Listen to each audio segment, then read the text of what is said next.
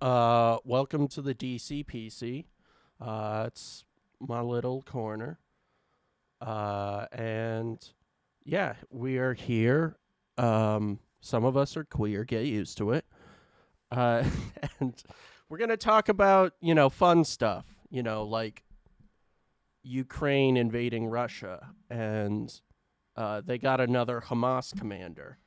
And, fun, light-hearted stuff like that. No, we're gonna do some fun things here. There's some gaming. Uh, I'm gonna be playing the Marvel Strike Force. Um, Thanks to Stream Elements for that. Yeah, a little sponsored content. Maybe people can play along. Uh, and Yeah, we'll have a good time. Let's see. Uh, how's everyone doing? Um, I'm doing well. Thanks for asking. It's been a weird world, um, in the last couple of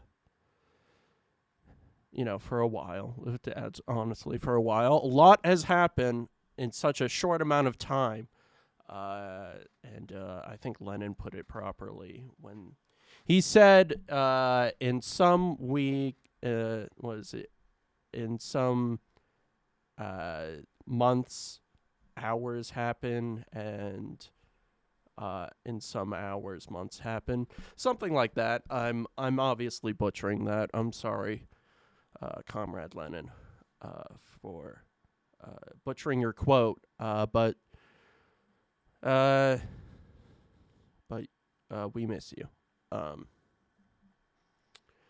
yeah. So the world's in an interesting place. We are the deep. I almost said the DPs. No, the Democrats picked a VP. Kamala has a new VP by the name of Waltz, Tim Waltz, who's the governor of Minnesota, who is all in all a good guy and not a pick that most people were expecting was going to happen. So it's a very interesting pick. I don't know. I like the guy. He's done good things, like implemented free breakfast and lunch for students. So students no longer have to pay for food, which I feel like that's like the way things are supposed to be. Like it never made sense that we had to pay for lunch at school. Um, like I never got that. I would also just like not pay.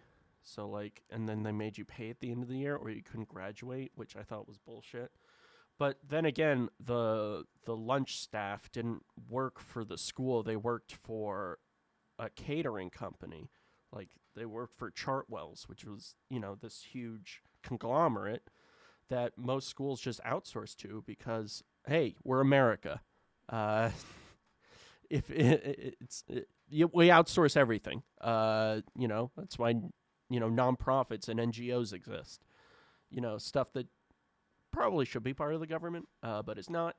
But that is a different story. Um, America's great, right? Yeah, even if it's stuff the government's supposed to be doing, guess what? We're gonna give it to private corporations because capitalism works, people. Uh, we're not Our country's not in debt. We're not facing a housing crisis and probably another a recession. The stock market didn't just crash 1,000 points like a couple days ago. I really took a hit there. I decided to start investing at the worst time. Um, it's all just been downhill.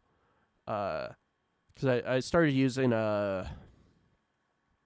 it's this service. And this is not a sponsorship, but I started using Autopilot, which tracks like political figures and like noted financial figures accounts and like what they trade in. And so I just chose Nancy Pelosi, and she has a whole bunch of stuff in tech.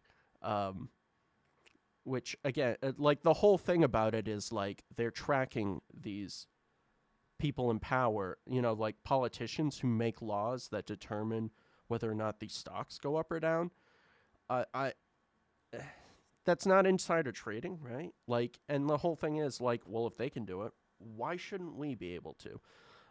And I just happened to invest at like the worst time, because the market crashed a couple days ago, and then the whole CrowdStrike issue happened a couple weeks ago too, where a whole bunch of window machines went down. I would have, and Nancy's got some stuff with CrowdStrike, so that didn't do very good. But I'm hoping it'll go up. This is how I've always been with gambling. Just don't do it. Like, the only way to win is to not play. Because the house always wins. All right. I think that's enough about that. Let's get into our videos. We just have a couple. Oh, okay. So, right. I didn't even talk about okay. So yeah. So we got a couple like current news stuff that we're gonna do. It's the structure of the show. We have some news stuff we talk about, and then whatever particular hyper fixation I've been focused on. And I just decided I would continue with what I was talking about last episode, about the Middle Eastern megastructures. So we talked about Saudi Arabia. They're trying to build this whole NEOM project, which is like a port and a ski resort in the desert and a giant city that's just like, I think it's like 5 or 10 kilometers long and like 600 feet wide, in the middle of the desert. So like a bunch of stuff that's probably going to bankrupt the country. Yeah. And then we also talked about Egypt is building a new administrative capital. You would think it would be focused on, the like 5,000 years of history that they have. But no, it's just about what the current regime wants to think is like cool. And they're trying to build like American type suburbs and all sorts of other gaudy stuff. So, it's going to be bad when they're inspired by the Americans. Yeah. Well, so today I'm just going to talk about they're trying to build a 2-kilometer tall skyscraper in Saudi Arabia. And we're going to watch a video on why it's stupid. And then also just like all of the UAE projects. I mean, most of it's specific to Dubai, where, you have like the Burj Khalifa, where lines of septic trucks have to line every single day to remove all the waste because it doesn't have a septic system of its own. And it does well, and there's no plumbing. So every day, yeah. And then the like island homes and then the world islands where they tried to build like the world as islands, and then that never panned out. Yeah, they were building American style suburbs again, just like wrong idea. A bunch of stuff. Dubai is popping, as they say, off of that oil money. And then we're going to end with a little gaming, just a little relaxation. Yeah, alrighty. So let's get into the news. We're going to start with Russia declares federal emergency as Ukraine incurs.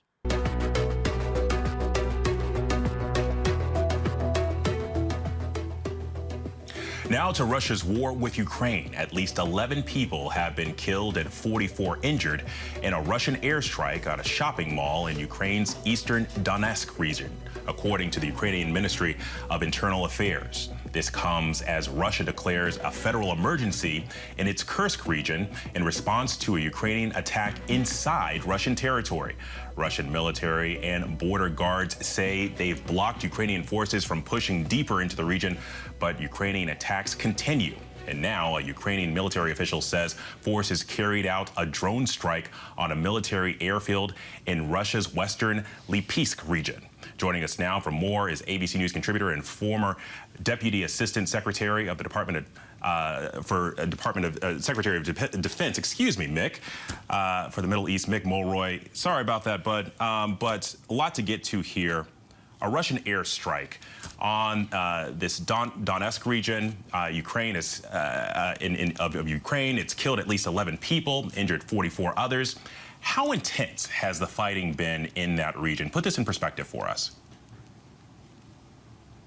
Well, Alex, it started with, of course, the incursion that the Ukrainians did into the Kursk region, which most people thought was limited in scope and basically a raid. But it's going on 4 days now. It looks like it's quite a bit of troops, and they've taken around 45 square kilometers of terrain, including potentially getting close to taking this key region of Sudza, which is a main hub for the gas going into Europe. So this looks to be much more substantial than originally thought. I think it's really taken Russia by surprise, and it showed them that they are vulnerable to Ukraine. The fight isn't just going to be in Ukraine. It isn't just going to be Russia launching cruise missiles at populated areas like grocery stores. They're going to take it to the people to Russia, and they're going to potentially turn the tides. I don't think this is going to be long lasting, but it is more substantial than we originally thought.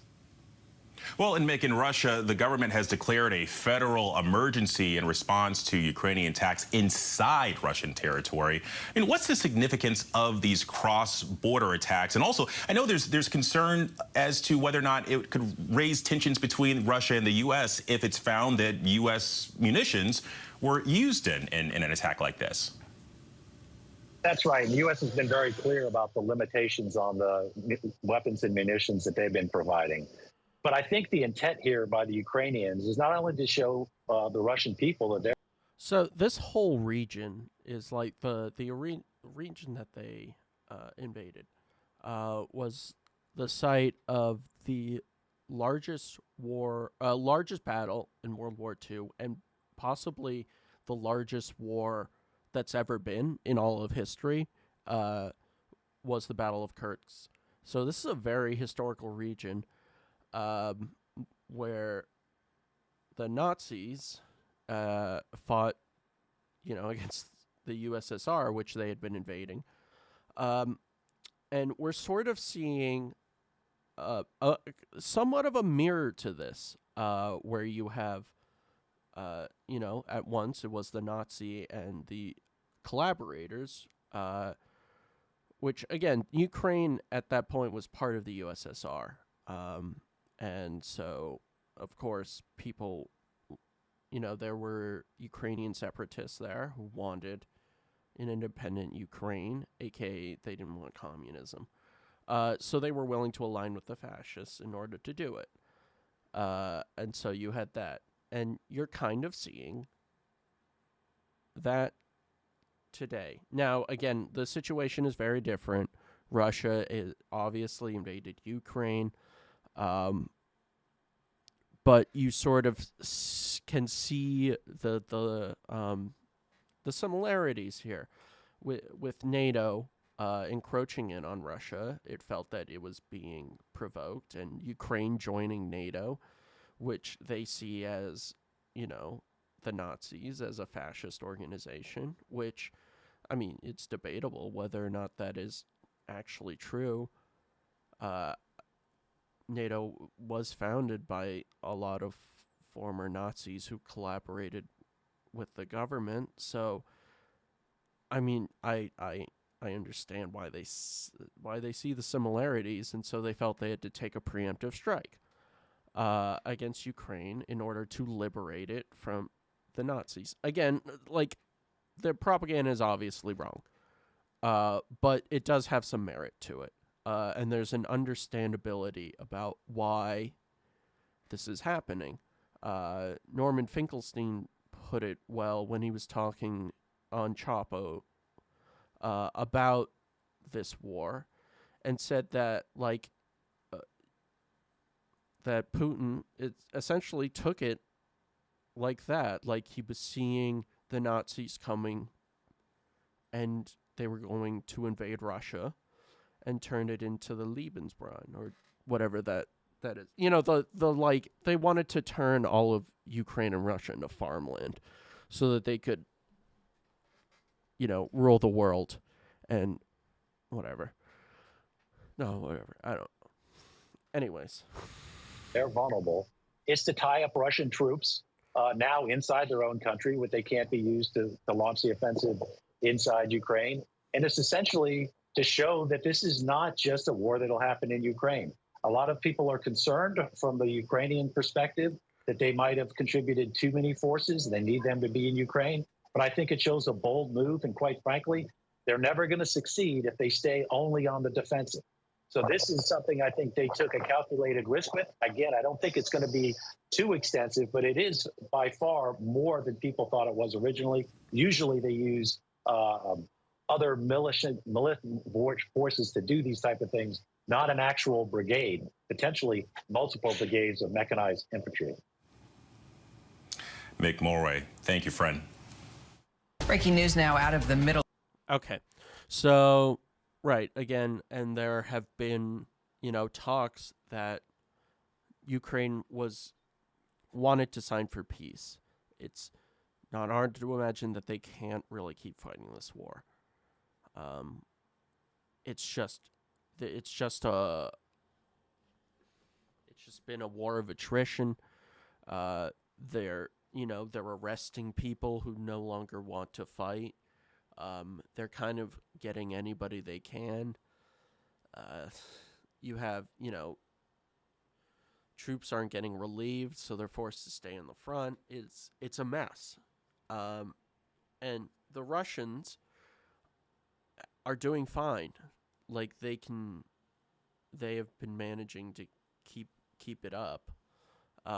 They're getting supplies from North Korea. North Korea is sending them artillery shells because North Korea doesn't really need to use them.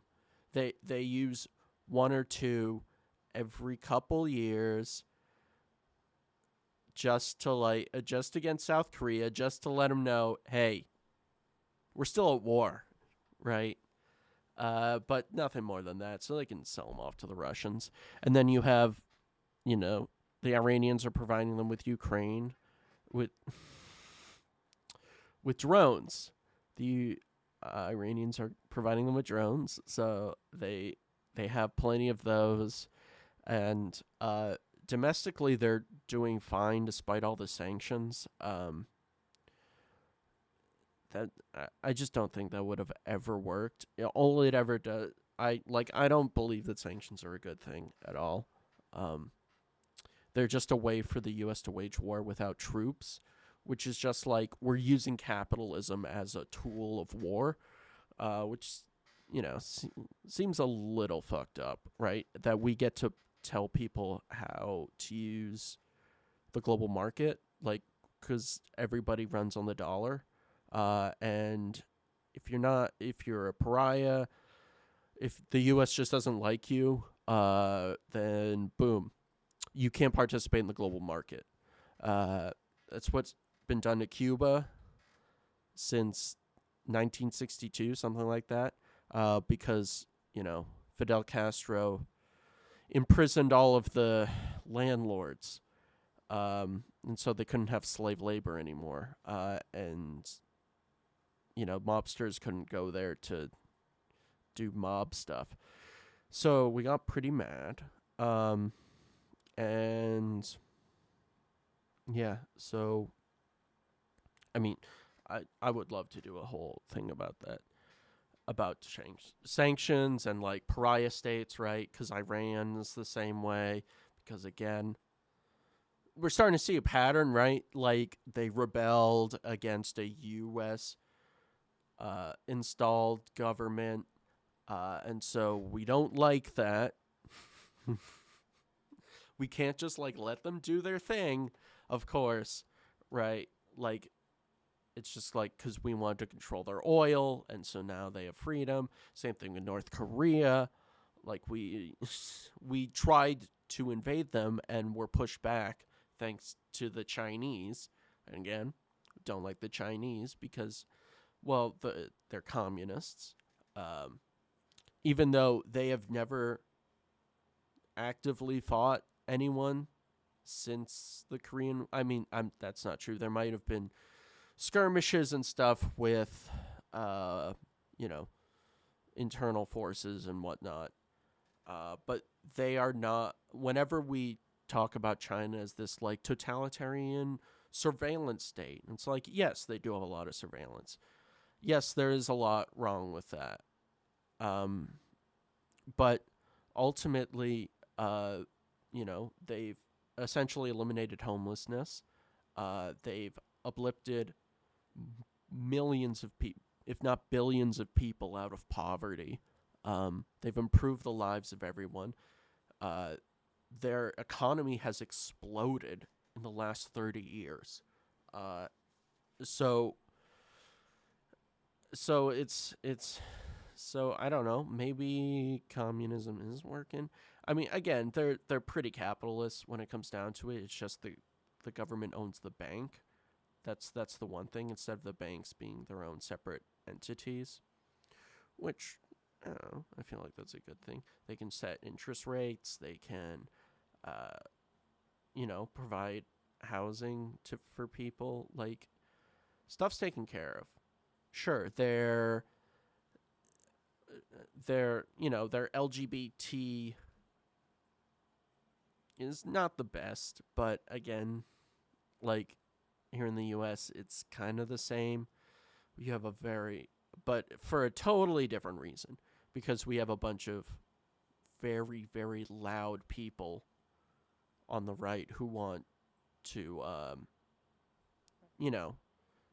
check your genitals to make sure that you're actually a girl if you're playing girl sports. It's just gross and weird. And I like that we're actually calling them weird, because they can't really have a comeback to that. Anyways, we'll talk about there might be some Tim Walz stuff, but anyways, let's talk about Israel Palestine for a moment. Middle East, the IDF taking responsibility for a strike that killed a Hamas commander in Lebanon. The strike possibly complicated. Okay, so just a little backstory here. I believe it was a week, maybe two ago. There was an Israeli strike in Tehran, in Iran, that killed the political leader of Hamas, which is the organization, the governmental organization, which is in charge of the Gaza Strip. Now, they've been labeled as terrorists, which, of course, when you do a terrorist act, you tend to be labeled as a terrorist, which, again, they did do October 7th. I mean, Israel killed more of their people on October 7th, but that's beside the point. So yes, yeah. And, it's so naturally Israelis, Zionists, all sorts are seeing this as a positive, because they killed the leader, the guy who was chief negotiator for Hamas and was in Tehran to do negotiations for a ceasefire and ultimately for peace in the region. And so they murked him. And now they have another guy picked out. I'm blanking on the name, though.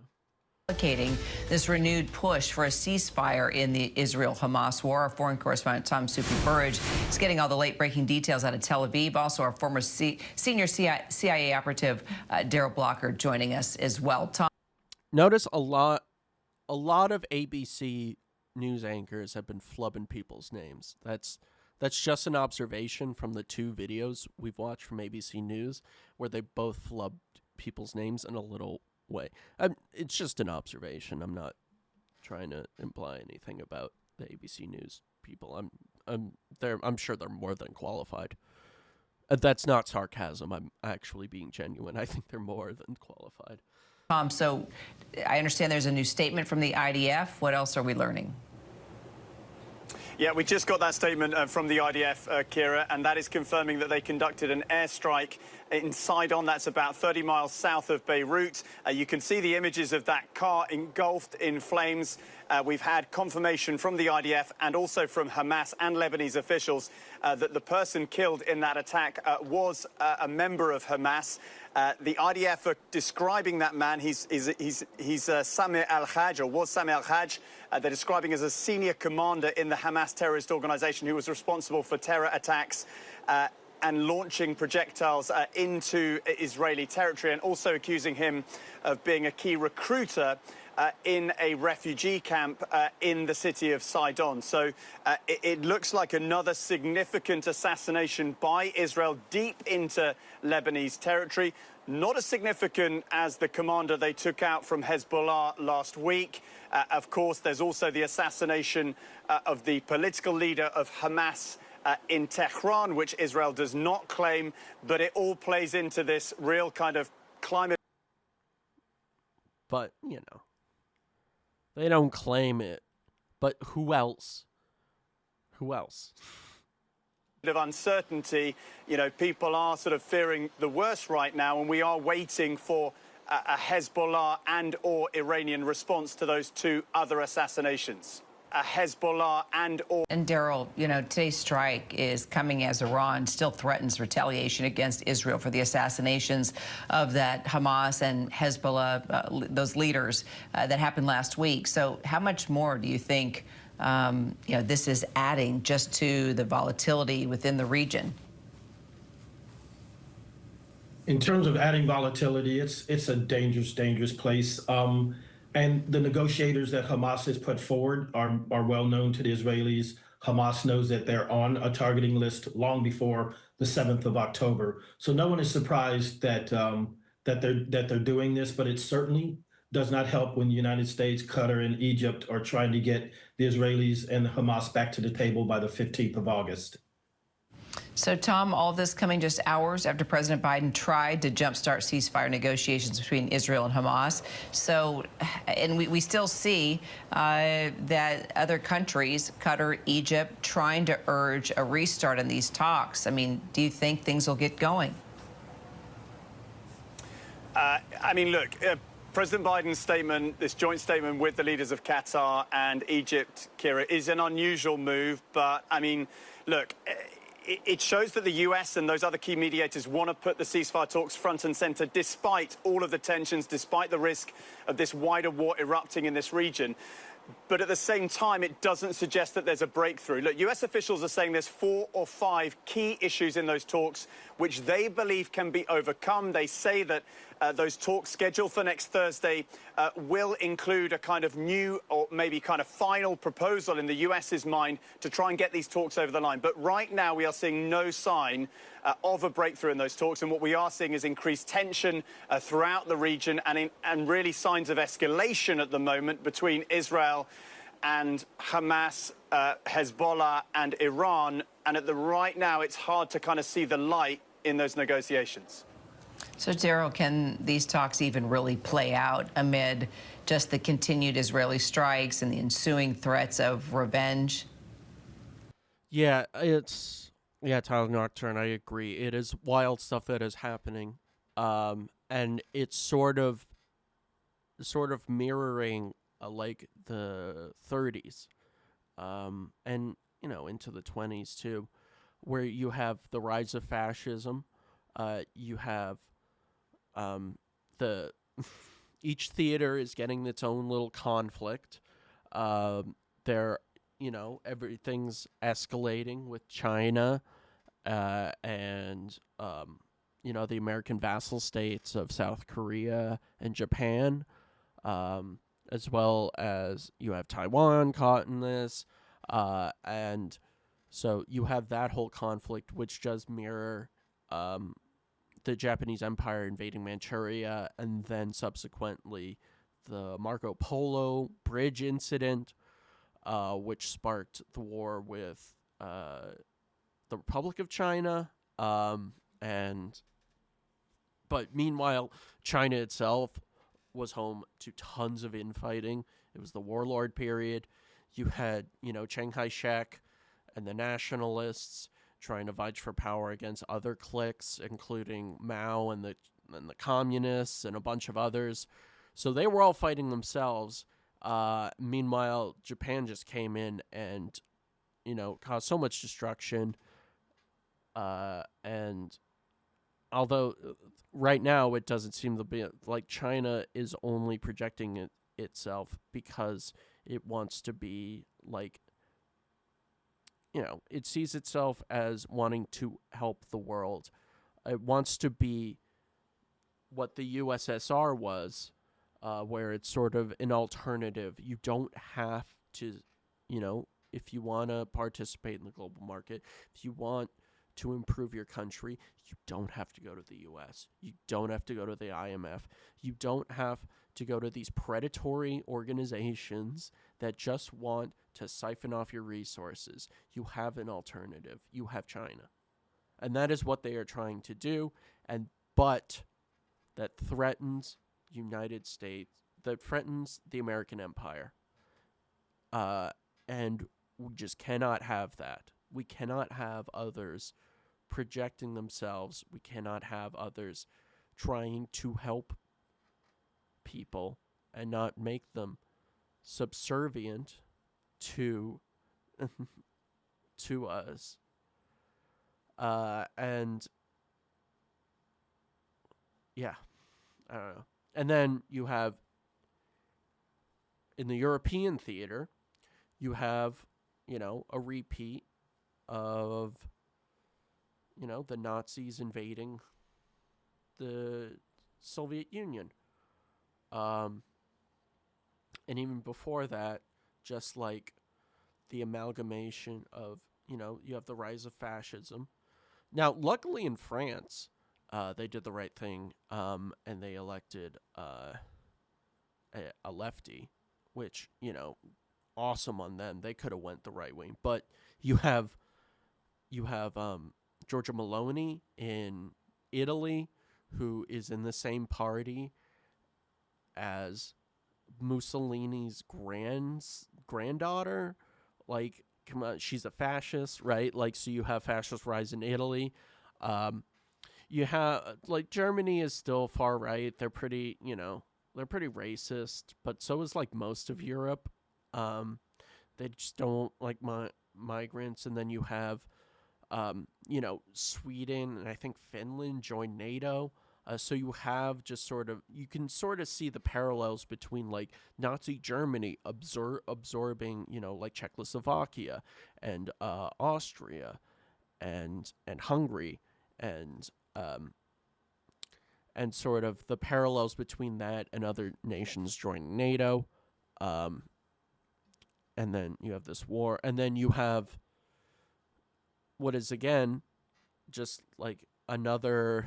In the Middle East, you have a colony, you have a settler colony operated by Europeans who came to a place, did not assimilate, but instead persecuted the people who were living there, threw them out, put them in concentration camps, occupied their land illegally that they so graciously gave them, and just started projecting their power.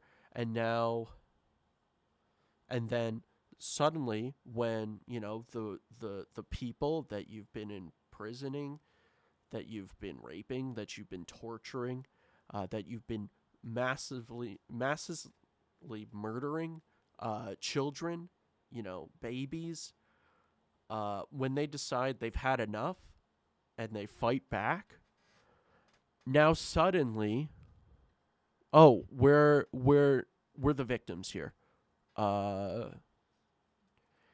It's tiring. I find the whole Middle Eastern conflict extremely tiring, and it's something I've taken on personally as as somebody who's been to Israel, as somebody who's been on their propaganda trips. I went on Birthright. That was a propaganda tour. They want you to move. Sheldon Adelson, who kind of runs the whole organization, who, by the way, total Trump supporter. He was providing Trump with so much money. Even after he died, his trust has a bunch of money that they're sending to Trump.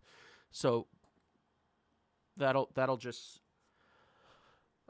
show his alignments. But anyways, he spoke at a conference there. We have, once every 2 weeks, they collect all the Birthright trips, put them in a stadium, and then they just talk to you.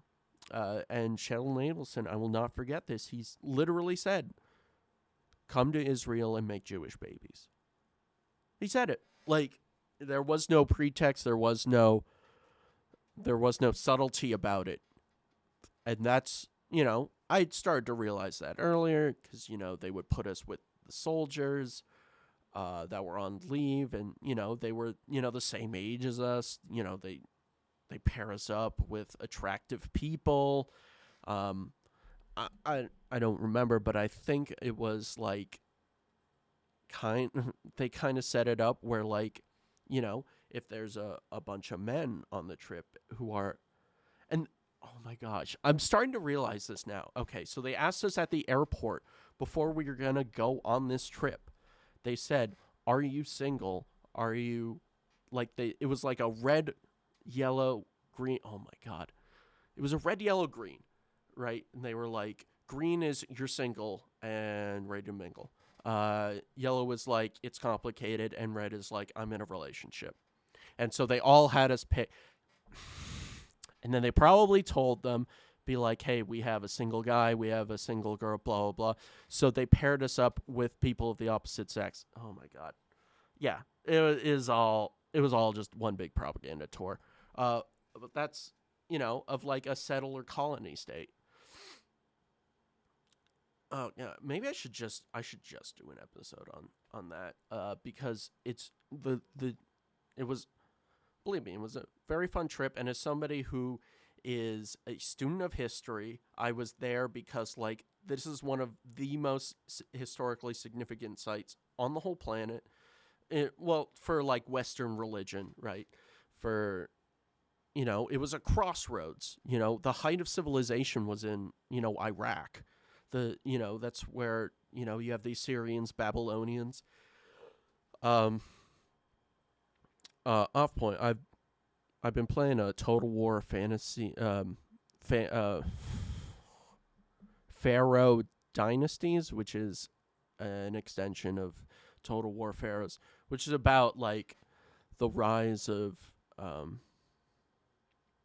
the pharaohs in Egypt and stuff, but they also include the Canaanites and the Hittites who occupied Anatolia, the Turkey, and then they also added the Mesopotamians. So you have the Assyrians, you have and they have all the Greeks as well. So they added those, and it's the Trojan War period. So it's pretty cool. Yeah. So and I'm a total history nerd, so I was like, this is cool. We're, climbing Masada, where, a bunch of Jews killed themselves so that they wouldn't be captured by Romans who were sieging them. There's parallels there. Of and there's parallels there, of a people in an impossible situation surrounded by Western invaders. It's always been in that region. It's just you had the Greeks who came in and destroyed the first temple. You have the Romans come in who destroyed the second temple. What's the common? They're both Westerners, right? it's always the Europeans who ruin it for everyone else. And America's just an extension of that. Us being a colony ourselves. A European colony. All right.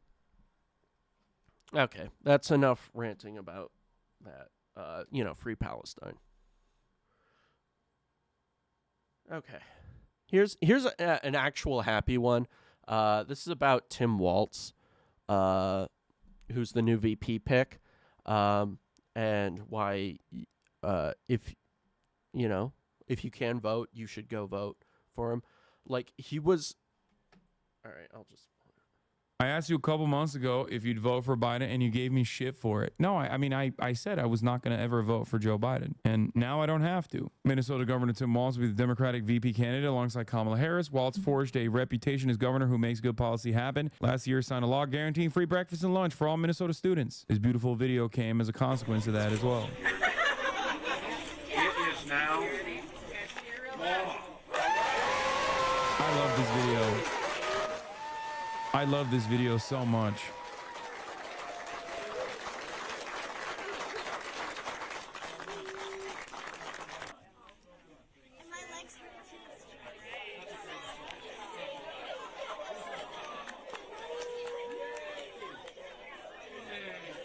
I'm sorry. It's beautiful.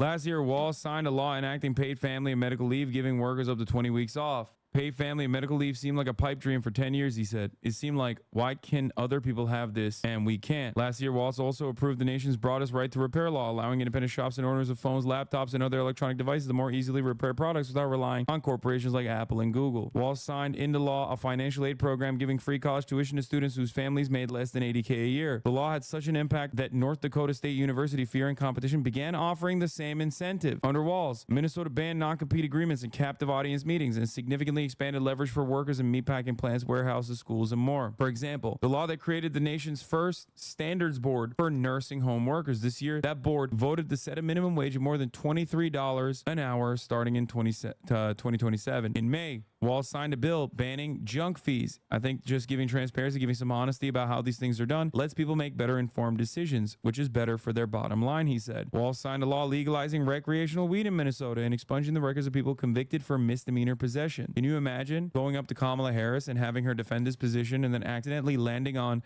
one of the best possible fucking federal agenda items that you could ever get for the Democratic Party? This would literally mean like 50 state landslide victory. You will win Florida with this. You will win Ohio with this. You'll win Mississippi with that.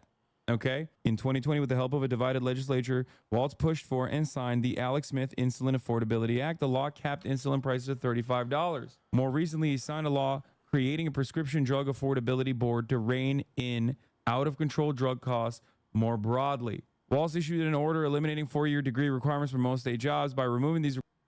Like, I'm on the verge of tears. This guy is the best pick, and I was super pessimistic about this. I was like, she's gonna go with Shapiro. She's gonna go with Shapiro. There were a bunch of options that she could have gone with, and it was kind of, for a while, it was between Shapiro and maybe Mark Kelly.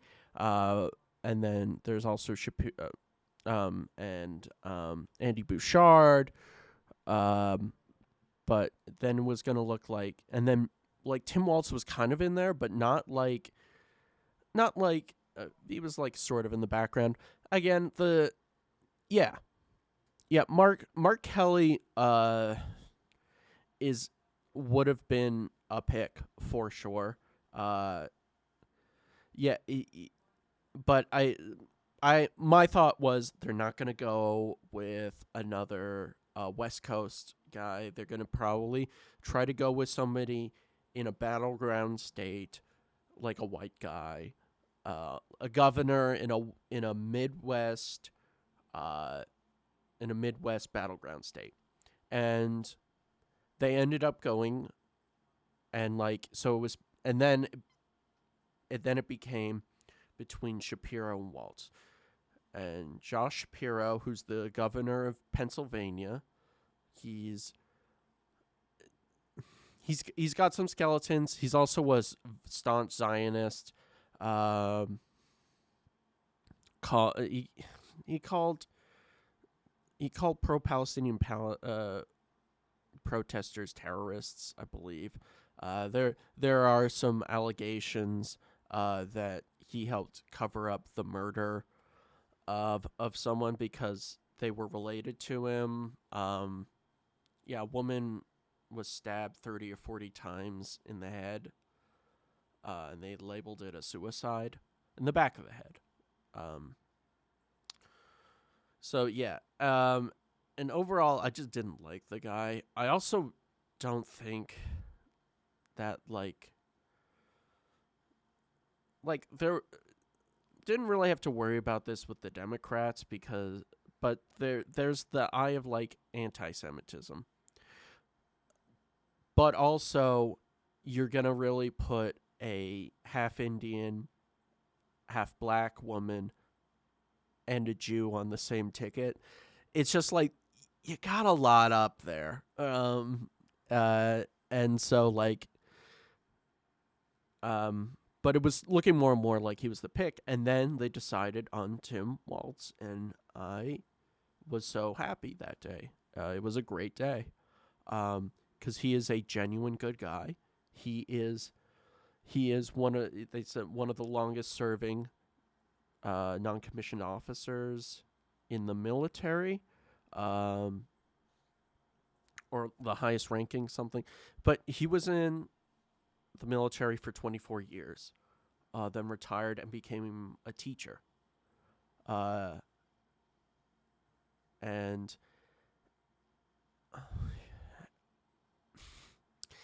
you could just see he's done so many great things. He was a congressman for a while, and then he became governor of Minnesota. Now, Minnesota is an interesting place because you would expect it maybe to be a little more right-leaning. But it's pretty diverse. They have a very significant Somali population. And by that, a very significant black community. They're pretty diverse in that regard. Ilhan Omar, who's a Somalian refugee, represents Minnesota. So, and it's a diverse place. And Tim Walz is a very understanding and kind human being.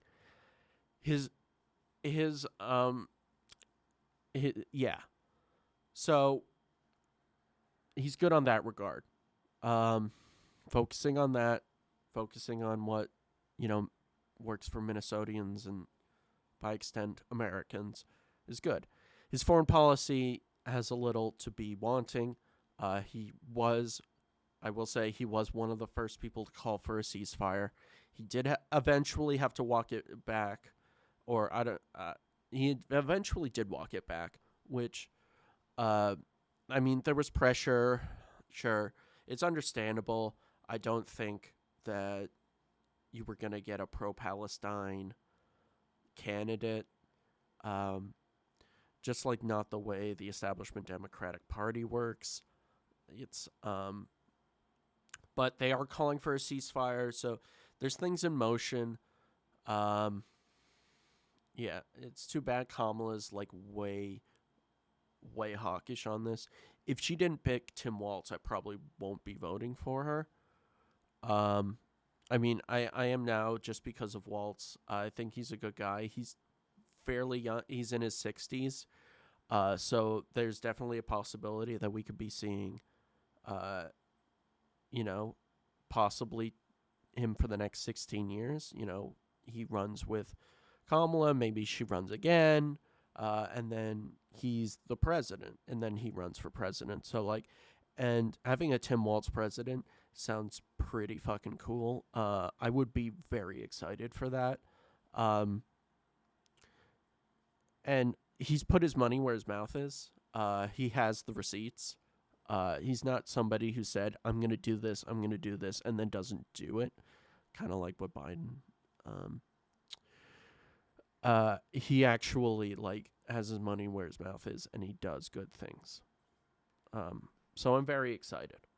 requirements, we're expanding opportunities for people to enter the workforce and build good paying, family sustaining careers. After vetoing a bill setting minimum pay and benefits for rideshare drivers last year, Wallace and legislators struck a deal with drivers and rideshare firms in May. The MULDA president, Minnesota Uber Lyft Drivers Association president, Aid Ali told MPU that Waltz did a wonderful job and endorsed them for VP. Waltz on being in the pocket of organized labor. Oh, this is another one.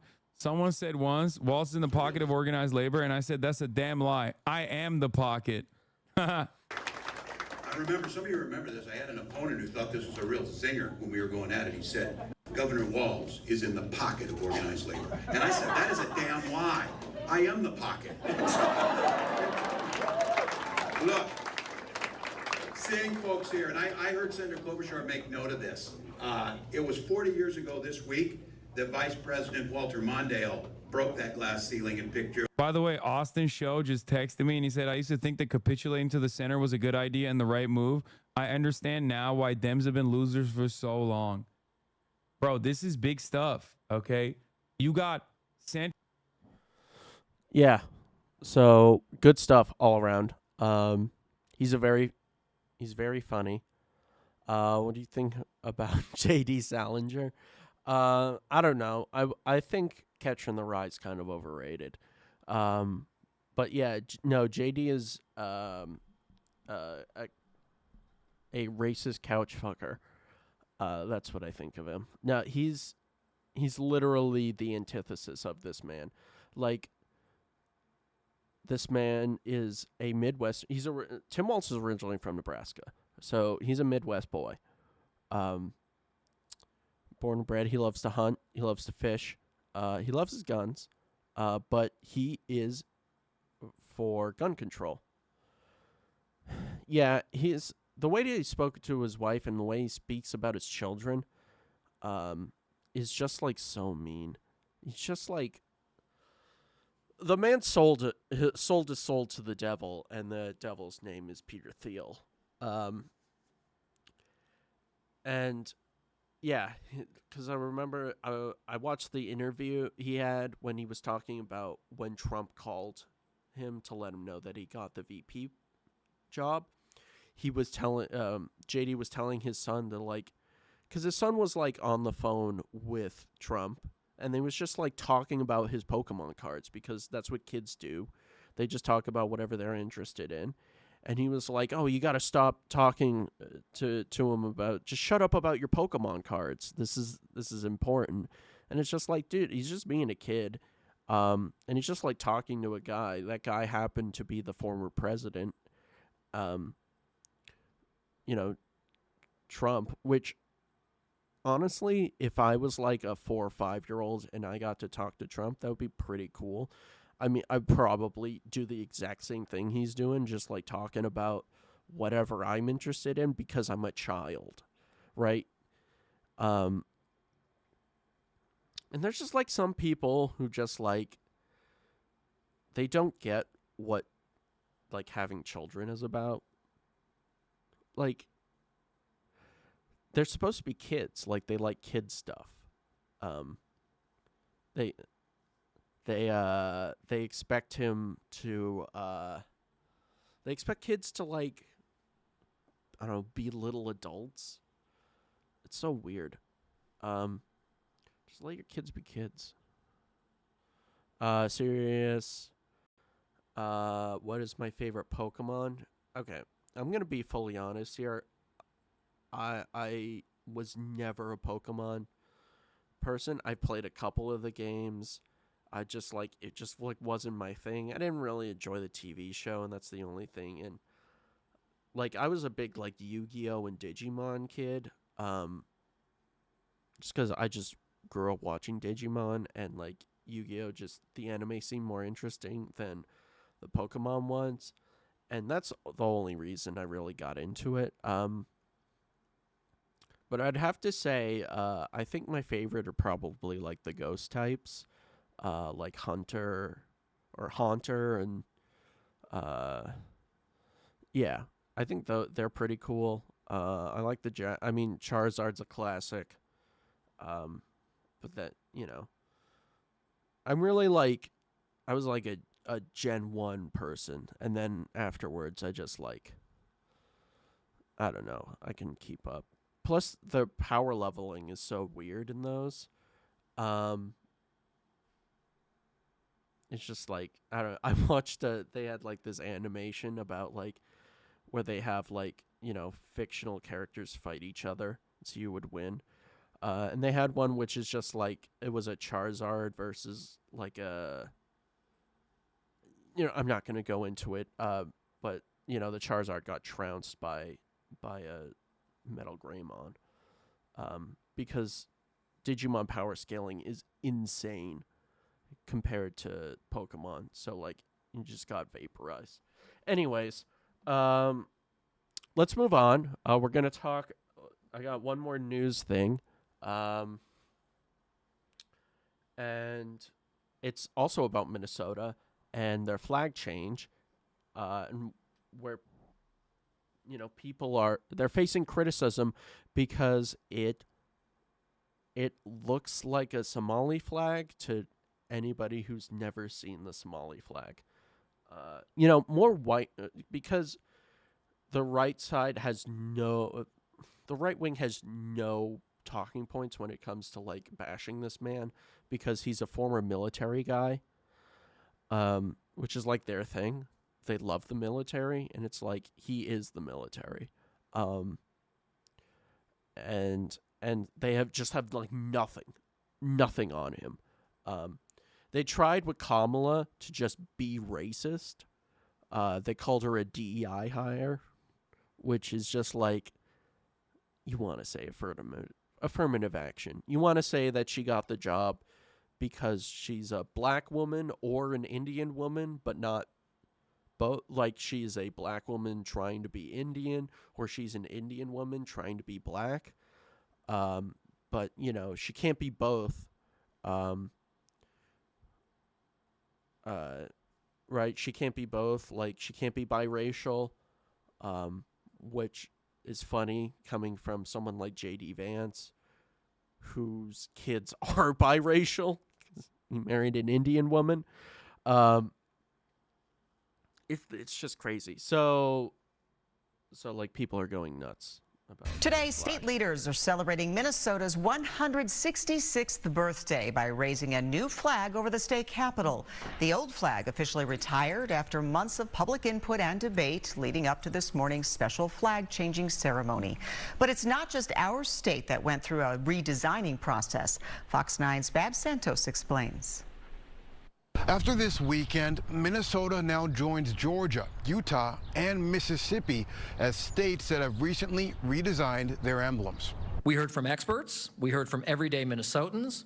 We used a simulator to show what each flag design would look like fluttering in the wind. On its 166th birthday, it's official.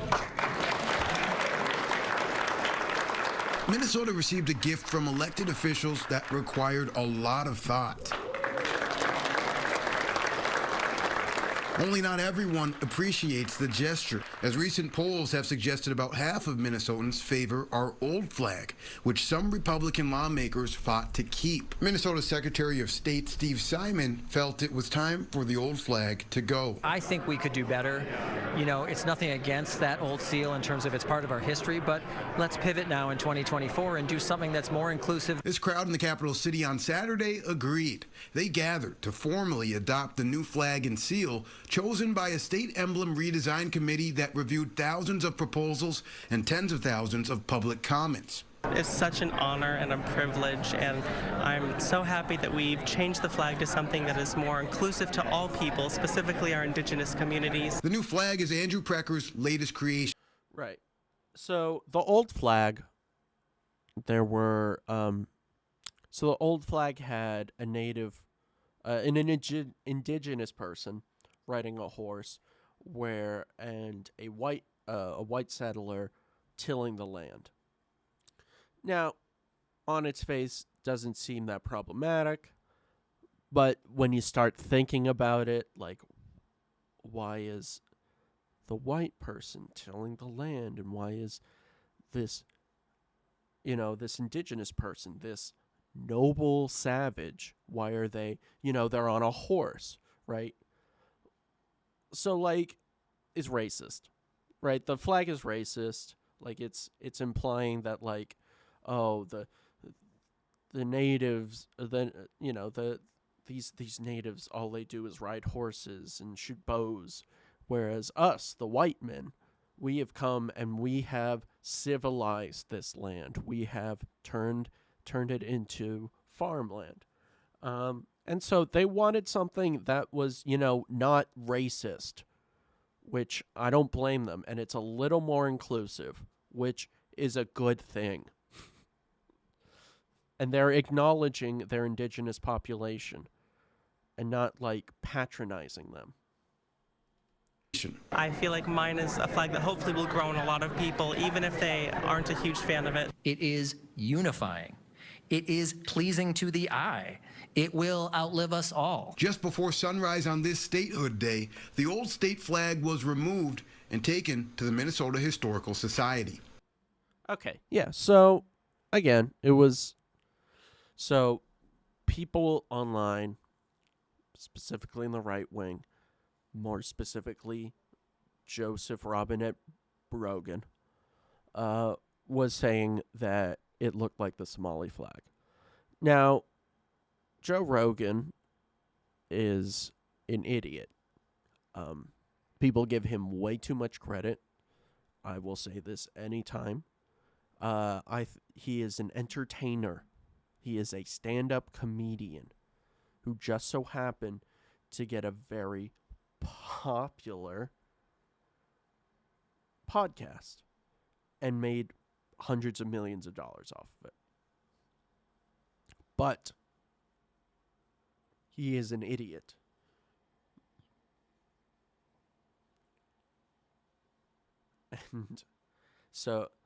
And he'll just spawn off nonsense. He recently said this about RFK Jr. that he thought it was great, and people interpreted it as he was endorsing Robert Kennedy Jr. for president, which I would believe. They're both anti-vaccine. Yeah, they're anti-vax, and also, like, I think RFK's, like, against modern medicine. I don't know. Maybe it's the brain worm it's talking. I'm more and more convinced that, like, from when he got this brain worm, yes, the bear in the park guy, which, again, he said somehow, I think he discovered the dead brain worm in, like, 2010, somewhere around there.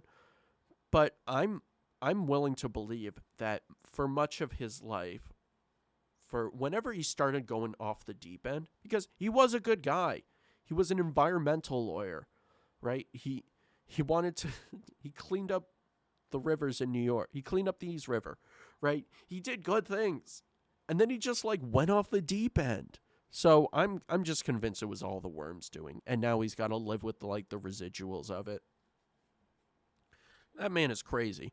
But, and apparently he's got 6% of the vote, which, again, that's 6% being taken away from Donald Trump. So I'm not really worried about it. I say let him run.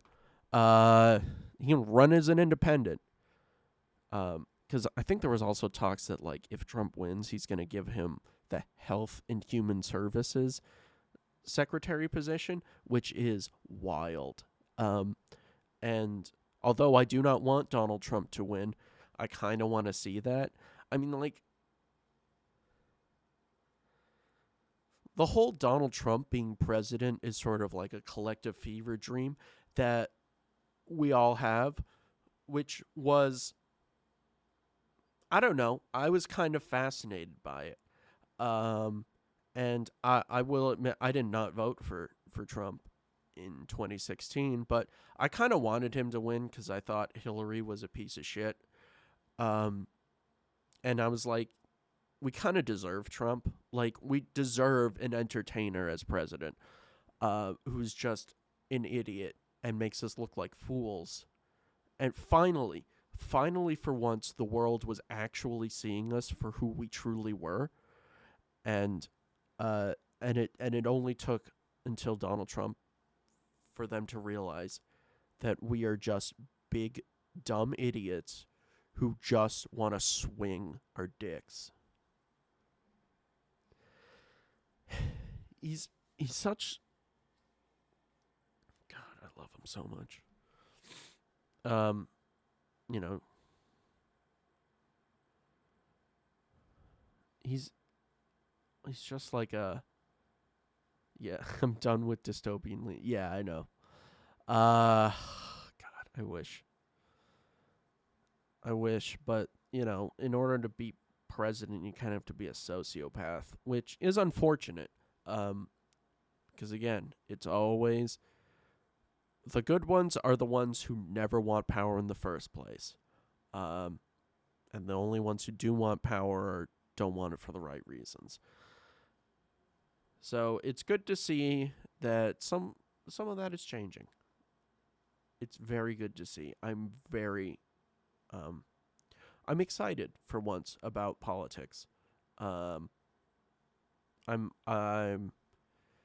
hopeful for once. It's been hard the last year. Yeah. I mean, longer than that. I don't think Biden didn't make it better. He was a do-nothing president. All he had to do was just be normal. And he couldn't even do that right. Was he better than Trump? Probably. But, like, I'm saying probably, right? Like, I don't know for certain if Trump would have been any worse. I mean, he would have been. That's...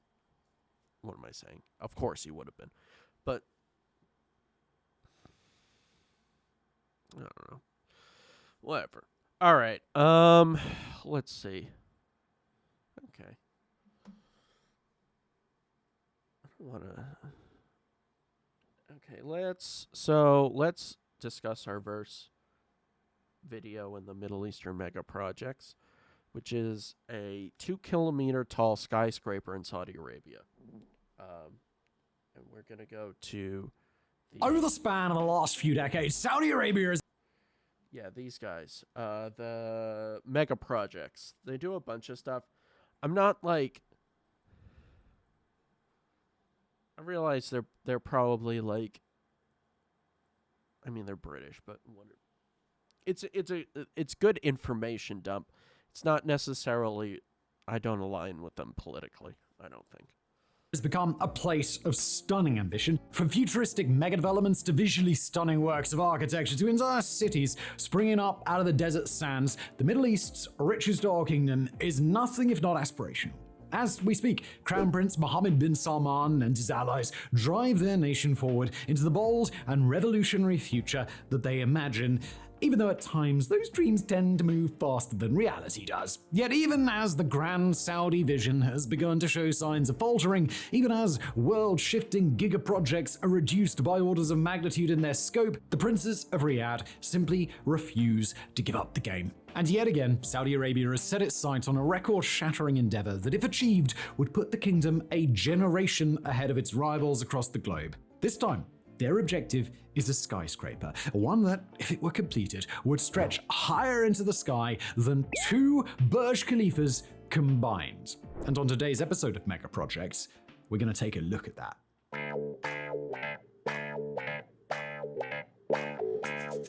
Now, if you're familiar with this channel, or the way that Saudi Arabia tends to go about its mega projects, then we would certainly understand if the reaction to this news is primarily one of, well, quite a lot of skepticism. But every mega project at least deserves fair consideration before we lay into it, and partly for the sake of optimism, partly for the sake of curiosity, we're going to put our suspicions aside for now. The news of Riyadh's new skyscraper broke on March the 4th when the UK architectural magazine Architects Journal dropped an exclusive coming by way of the architecture firm Foster & Partners. Per the Architects Journal story, the project was envisioned as a multi-billion-dollar endeavor with the intended skyscraper rising a full 2 kilometers high. That's a bit over twice the height of the Burj Khalifa, the tallest building in the world. It's nearly 4 times taller than One World Trade Center, the tallest building in the United States and indeed the Western Hemisphere, and close to 7 times the height of the Eiffel Tower. The new tower, which currently lacks a publicly announced name, would be built just north of the Saudi capital of Riyadh, near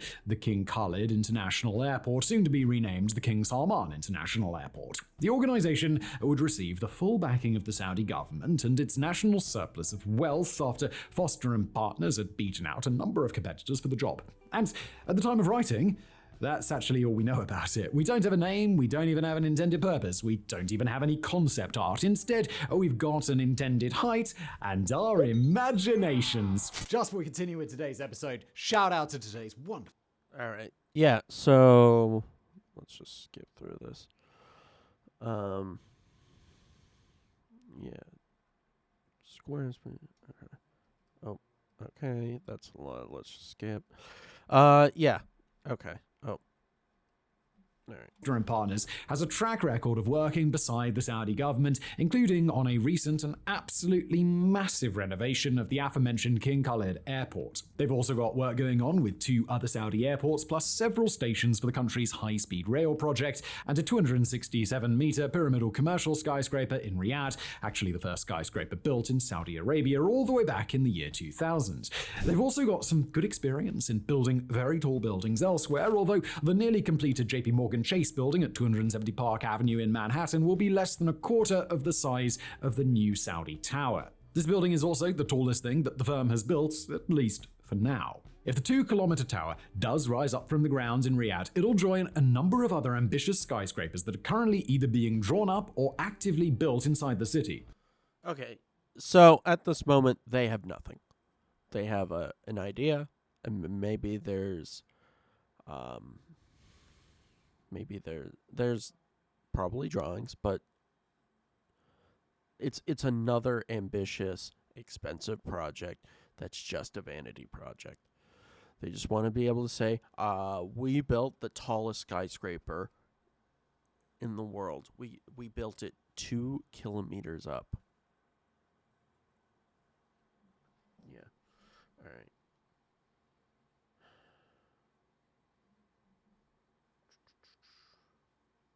I'm just going to skip ahead.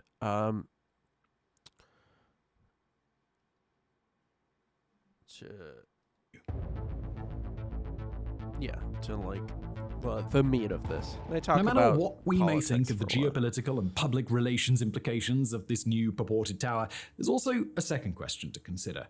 Can it even be done? Can a structure of that size really be erected? And moreover, is Saudi Arabia the nation to do it? With regards to the first question, can this thing be built, regardless of who's building it, the answer is almost certainly yes. According to a 2012 series of expert interviews by the Council on Tall Buildings and Urban Habitat, there really aren't too many problems that would prohibit a building being built up to a mile high or even higher. According to one senior structural engineer interviewed by the group, a Burj Khalifa construction veteran named William Baker, structures twice the height of the Burj Khalifa should be feasible using the same design. Said Baker, quote, "We could easily do a kilometer, we could easily do a mile, we could do at least a mile and probably quite a bit more." Moving away from Burj Khalifa-like structures, there are other methods Baker implicated that could be particularly useful. Hollow-base buildings like the Eiffel Tower, for example, which was replicated in a 1990s architectural concept for a designed super tower called the Exceed 4000. The height of that structure, by the way, is in the name, and it's 4,000 meters high. For a skyscraper of such mind-boggling height of 2 kilometers or more, shape is a major limiting factor. Building a column straight up like Taipei 101 or the old Twin Towers would only get you so far. At a certain height, some pretty crazy swaying becomes inevitable, and at a height of 2 kilometers, a pencil-like structure like that would risk literally snapping, along with other kinds of collapse caused by its own weight moving around on high. Dude, the Burj Khalifa, I mean, I've been on top of the Empire State Building, and that is terrifying enough. I cannot imagine working, living, doing anything in a structure that tall. It freaks me out. I have fear of heights. I get vertigo. I get tingling in my feet whenever I'm having tingling in my feet right now just thinking about it. Okay? Like, it's also like insane that you want to build something that tall, right? You want to touch the sky. It's not like you can't you can also build out, right? Like, you don't have to do this. It's just like, then it becomes a target, right? Like, that's kind of what happened with the World Trade Center, why it was chosen. It's because it was one of the tallest buildings on the skyline. And it would hurt America the most in its wallet. Trade Center. It's a little joke. It's a little, 9/11 humor. Speaking of which, let's go back to the architects of it. What? High floors. The designs used for the Burj Khalifa 2 only go so far. Stacking columns so that they all support each other going inward is a fine idea, but you can only put so much pressure on the midpoint of the building before the structure is compromised. Yeah. Okay. That's a very good point, Tyler Nocturne. That's all I've been thinking about with these mega projects is just like, we've created Call of Duty maps. We've created, like, there was, I think it might have been Spec Ops: The Line. People remember that game. But they were, I believe they were in Dubai or the UAE or something. But, like, they're walking through these mega structures, and I think it was in one of the Call of Duty games. You were, like, Black Ops, one of them. You had to, like, go through an abandoned, like, super yacht or, like, like artificial island sort of thing. And it's just like, it's just giving me that sort of stuff. And then, like, BioShock 2, where you have, like, an insane, complicated underground city powered by meth heads, by super powered meth heads. And then, and then with BioShock Infinite, where you have just like a city on like a blimp city. It's just like, it's so reminiscent. It's so dystopian. It's so funny. In other ways, you could make a building that's really massive in terms of its square footage at the base, building, say, an upright column that's just too gargantuan for the wind to move it, but that comes with a whole mess of other problems. Instead, a building of that sheer size, while not necessarily built in a pyramid shape, would most likely feature sides sloping outward and downward to cover a very large footprint. A hollow core would make the concept a good bit more workable, so that the sheer weight of the structure would be less of a barrier to structural integrity. The tougher problem to solve is the human element, both in terms of the people who would live and work inside of such a structure and the people who would build it. For example, such a huge building would require an incredible bank of elevators to make it easily accessible, or otherwise use segmented elevator systems to take people upward bit by bit. The bigger a building gets, the harder it is to get natural light to the center. The weirder a piece of real estate is, the harder it is to find brokers who are willing to deal with the complications that will follow. People will be nervous about moving themselves or their families in if they worry that there might not be a way out from high floors in case of an emergency. Bringing materials higher and higher not only gets more difficult, but more risky depending on the conditions workers will face. But all those issues are solvable when Saudi Arabia doesn't really have to worry about the labor aspect of it. It's well known that they're, they use slave labor. Like, they import people from like Bangladesh, Pakistan, India, Africa. They import people, they take away their passports, they put them in slums, then they force them to do all these construction projects because they can make enough money to like send home. And then you have whole generations of people who have no identity, who they are not Saudis, because that is reserved for the royal family and, the indigenous population. Well, not actually. Anyway, they don't get Saudi citizenship. They're just no man, because their family came from Pakistan, Bangladesh, but their grandpa came from Bangladesh, and now like you have 3 generations in. They're not Bangladeshi. They have no association with that place. But they live and work in Saudi Arabia or any of these other Gulf states. They all do it. Qatar, UAE, they all do this. And then you have generations of people with no national identity. I think it's something, I think in the UAE, and I'm not sure, but I think it's something like only 10% of the actual population holds a UAE passport, is a citizen of the country. The rest are, either expats or, foreigners, rich and poor.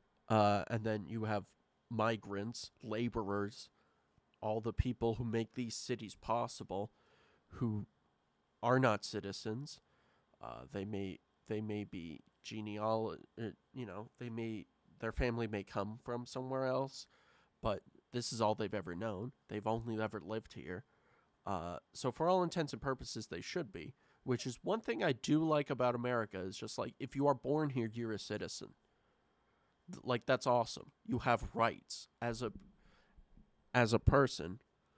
Like, that's why so many people have their children in America, so that they can be American citizens.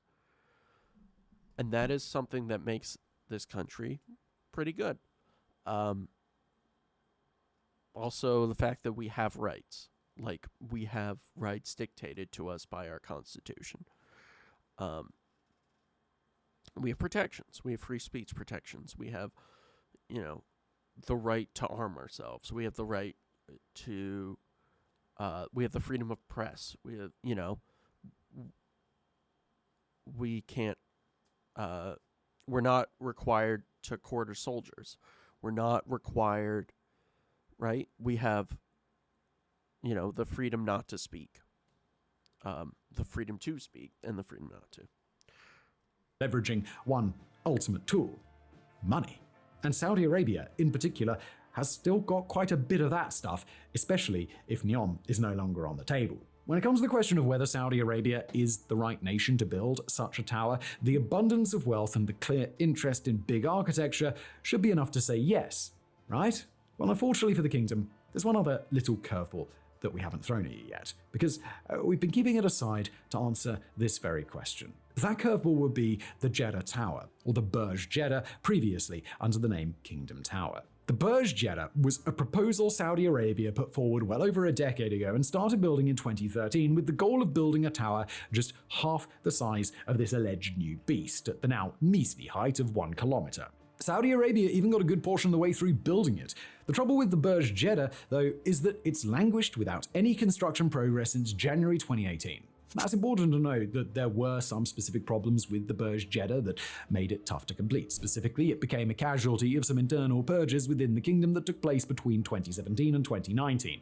And we'd be remiss not to point out that Saudi Arabia is currently looking for new construction firms to continue the project. Not only that, but it was conceived and started in a time when Saudi Arabia hadn't yet realized that its eyes were a bit bigger than its stomach, or in this case, its sovereign wealth fund. But even still, the fact remains that Saudi Arabia had a really good chance to do something half the size of what it purportedly wants to do now, and instead of being a resounding success, we're 11 years from the start of construction and have a gutted-out tower 1/3 of the projected height. If Saudi Arabia and its PIF are truly looking to change course, then there's still time. Work on the line, the centerpiece of the NEOM project, has been largely constrained to earthworks projects, meaning that most of the money allocated for it still hasn't been spent. The companies currently in talks to work on the Burj Jeddah could very well finish it as is without building upward, thus saving further funds to pour into a larger project. And frankly, if Saudi Arabia truly is willing to drastically scale down the line and some of NEOM's other most eye-popping elements, then with a construction and spending process that spread over a few years, the PIF could conceivably foot the bill for a completed Burj Jeddah and a 2-kilometer tower, and the myriad weird resorts and other things that are supposed to be on the fringes of the NEOM project without breaking the bank in the way that the line has put them on course to do. As much as there's plenty about NEOM and the kingdom's, they are just spread way too far. They're trying to do everything. They already have a 1 kilometer tower that's not done. They're trying to do all of this, all of the NEOM stuff. They're trying to do all of this stuff, and the money is just going to run out eventually. It's just like, it's insane that they think that they can juggle all of this and it'd all be fine. Like, they haven't even started groundwork on this tower. And already it's going to be so expensive, and they're not even thinking, like, even with the Jeddah, you have to think, we have to furnish it. We have to make sure it's up to code. We have to make sure there's enough elevators. We have to, there has to be evacuation plans in place. There has to be all of this stuff. Like, are they going to be housing units? Are they going to be offices? If they're housing units, you have to include, all of those amenities, bathrooms. How are you going to get water? How are you going to get sewage out? How are you, right? There's all of this stuff that they have to think about. And it's just, and then they have to be like, will people actually want to sign leases here? Will businesses want to be here? Like, have they even thought that far? No, probably not. Or it's just like, the money is not unlimited. And the reason that they're trying to do this is because they want to divert themselves away from oil. But eventually, you have to do something that makes money, that offsets what you were making from oil. And you can't just like be spending it on these dumb, stupid projects, which are going to bankrupt them. It's so funny that, like, the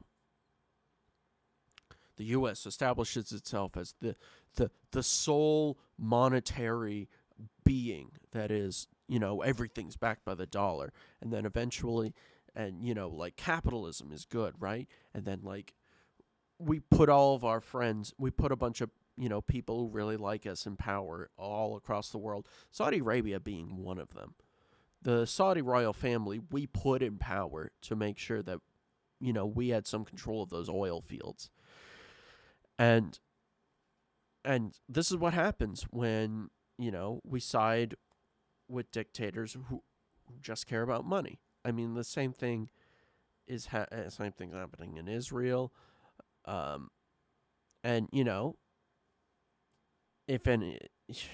have Britain, you have Australia. Australia is just like an American satellite state. You have you have South Korea, or as I like to call it, the state of South Korea, and the state of Japan, which are both now.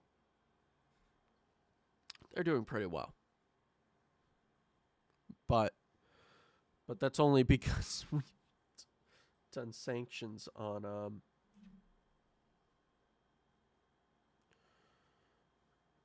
It's only because we've, done sanctions on North Korea and made them a hermit kingdom. Yeah. So this is going to fail, and it's going to be very funny. Entire approach to mega projects that should make a skeptic out of anyone, there are ways for Saudi Arabia to foot the bill for some pretty incredible, record-shattering mega projects. It's scaled back ambition when compared to everything else Mohammed bin Salman has been imagining, but compare it to any other nation, it is still pretty damn impressive. As of now, we simply can't decipher what course this great new tower will take, whether it's a distraction, or an alternative, or a dud, or whether Saudi Arabia truly thinks it can make every part of its vision happen.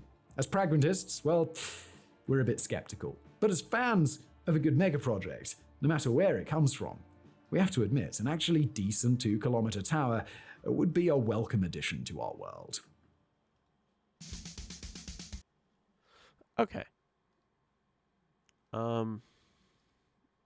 Yeah, that's very weird. They're like, it's silly. It's very silly. Okay. I know I was going to talk about Dubai, but it is 11 p.m. Eastern. And I and I got a I was approached with a sponsorship to play a mobile game called Marvel Strike Force. So that is what I'm going to be doing for the next couple hours. I'm going to be playing the game. We have a code set up and ready to go.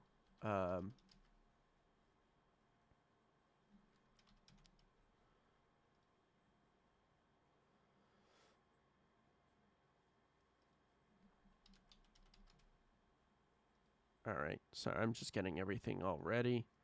All right, how does that look?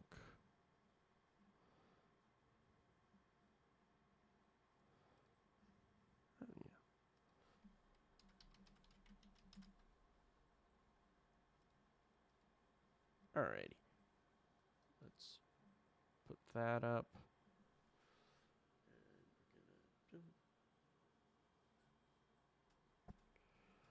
Alrighty.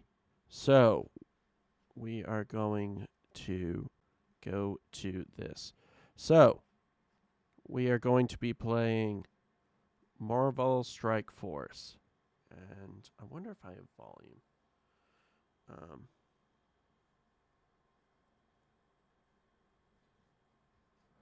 Let me see if I can get some sound.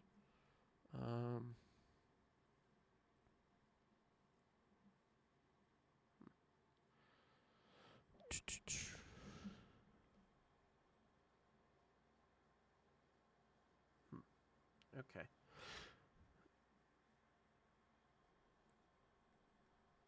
I wonder if it's going through. Hold on just a second.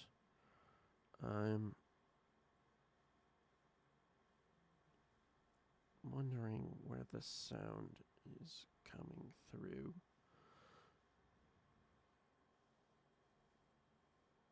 Okay.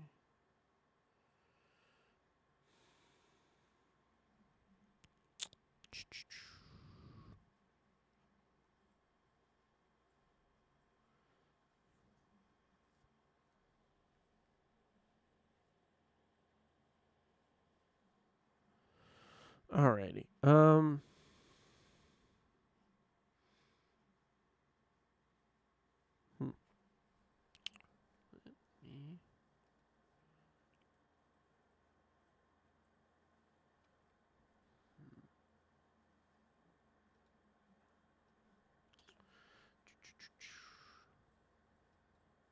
So yeah, so I'm gonna be playing Marvel Strike Force. You guys don't know what the game is. It's a squad based sort of turn-based game where you pick a team of characters and you fight people.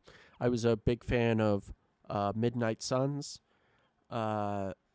which is very much I loved like Marvel Ultimate Alliance. I love games that let you build your own like superhero teams. It's pretty great. You can download the link. You got any cool X-Men unlocked? Okay, I can actually show you who I got so far. I just started. I played through the tutorial. I got just as far as I needed to in order to unlock characters. So right now, this is the roster that I'm dealing with. It's kind of actually all right. I have Mockingbird, who I just got. Spider-Man, you start off with. Cosmo, the cosmonaut dog, which I got from a drop. Wolverine, which you get through the promotion. And Luke Cage, who I just unlocked, who's like the second character you get. Deadpool, again, you get that through the promotion. And a Shield medic. So I mean, it's pretty cool. I think the game seems pretty cool so far. It seemed pretty fun, so we're gonna, play that for a little bit, and then we'll see. Yeah. All right. Okay.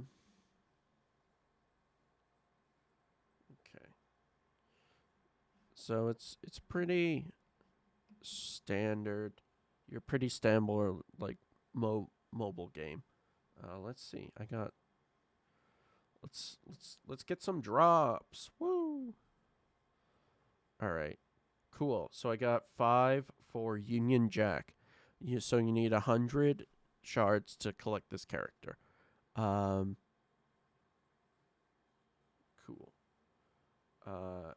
And what else did I get? I got an improved Slice X gene, which I need for presumably X-Men. Resistant catalyst part. Okay. Cool. Oh, I got another one. Alrighty, let's see. And one for Emma Frost. Alright. And you do this and you get yep, and then so if we go to our roster and go to Wolverine so I can train him. Let's see. Let's apply. Cool. Alright, I might need to move this a little. It's just weirdly shaped because I'm like on my phone. Playing this on my phone. Oh, okay. I mean,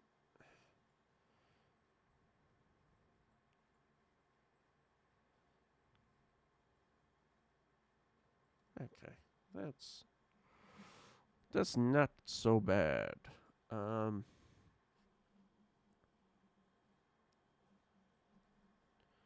Oh, right. Let me do the. So I used to like a long time ago. I did this series called I Play Games Badly. Because I'm not very good at video games. I play a lot of them, but I'm not very good at them. And I fully admit that. And so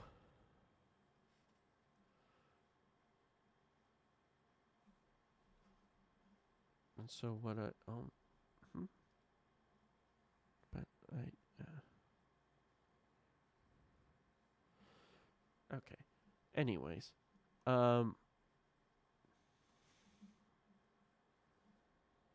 so yeah. I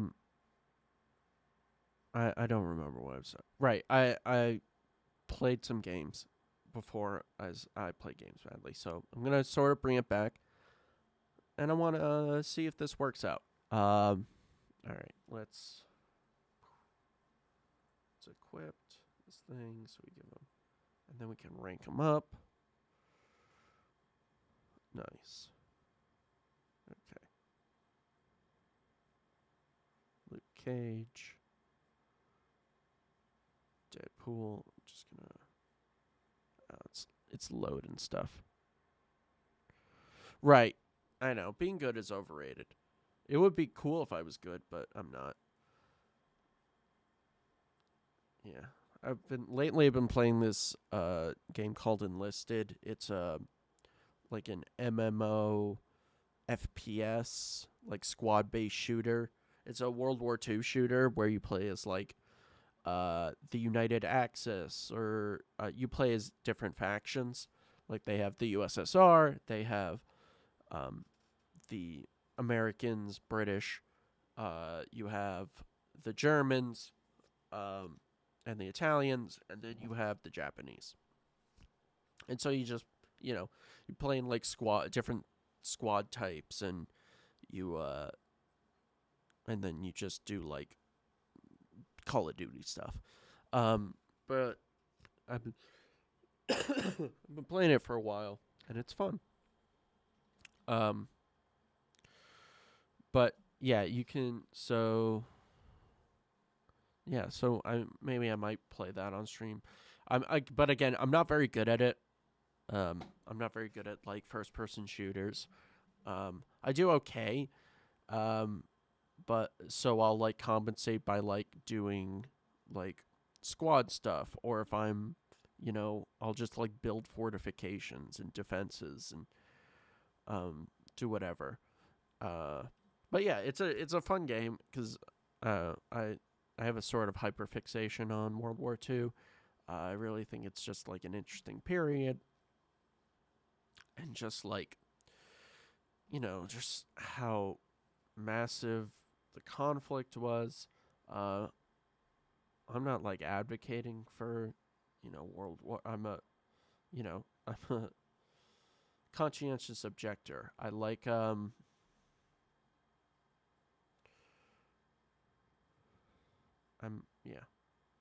Anyway, let's boop.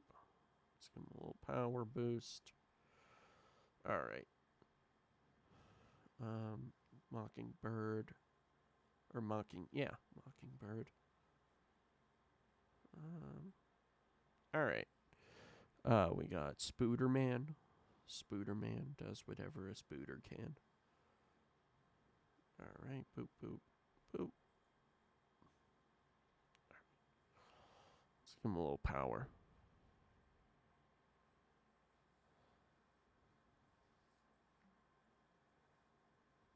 Oh, okay. Perfect. Yeah, it should have the, it supposedly should be posting it every, like, 15 minutes or so. The like, play Marvel Strike Force Now thing. I believe it's on a, but figure it out. Yeah. So, yeah, and so in order to get the characters, with the code, you have to sign up for an account. You have to sign in with your account, which I should do. So I'm just going to turn this off.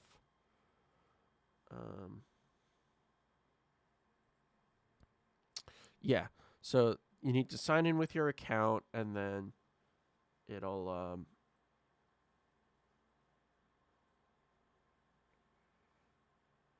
and then you'll be able to, there'll be an option for like put in a code here, and then you put in that code, which, yes, MSF pool, and then it'll give you those characters. But I believe you have to complete the tutorial first, before you get an opportunity to make an account. Alrighty.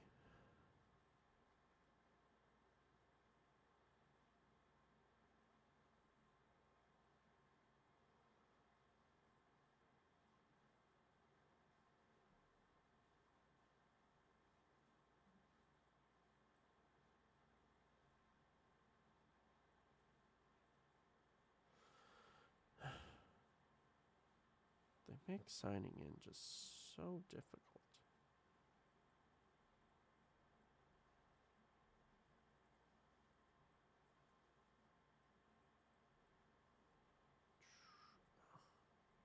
To go all. Yep, it's the link.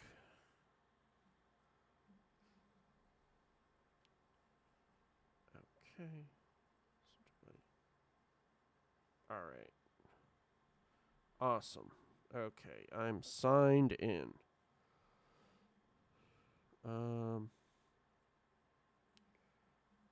Yeah, so boom. Yeah, so you just making a Scopely account, and then you can get your characters. Alrighty. It sucks that I can't get audio. I wish I got audio.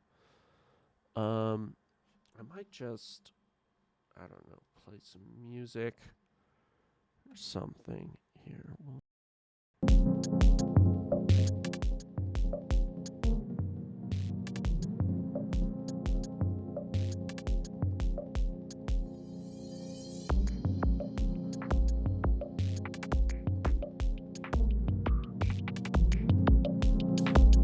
There we go. Yeah, that's good. We got a little something.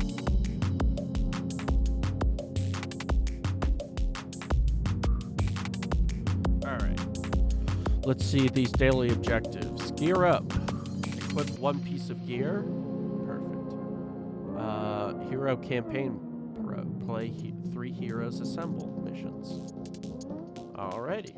Okay, cool. I got to claim that. Level 3. Awesome. So I think I'm trying to get to our first goal is to reach level 10. Or reach level 7. Okay, reach level 20. And then reach level 30. Yeah. And so everybody who can, anyways. So I actually did see, the Deadpool and Wolverine movie. I thought it was very, very good. I'm not gonna talk about it here because I don't want to spoil anything. I just thought it was great, and I highly recommend it.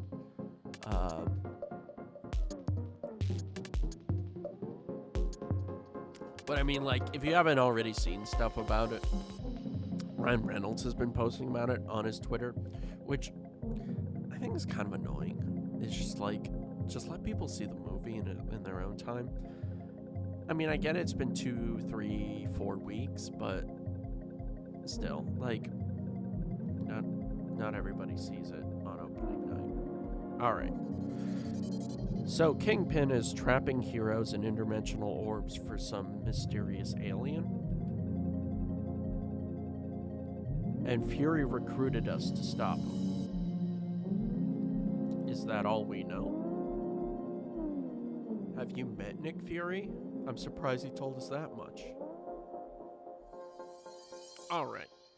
So, I'm gonna decide who I want. I think... Gonna bring... Ooh!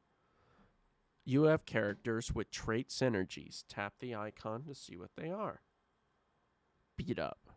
Apply assist now to random ally hero. Attack primary target.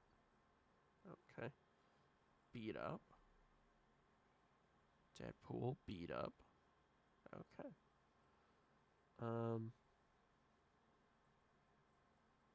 Shield. Oh. Shield medic. Oh, okay, let me pick another song. Nah. We'll just put this on repeat.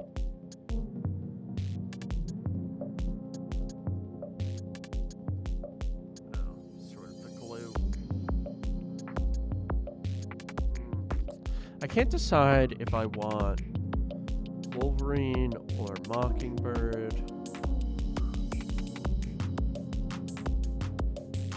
It's just CC Hero.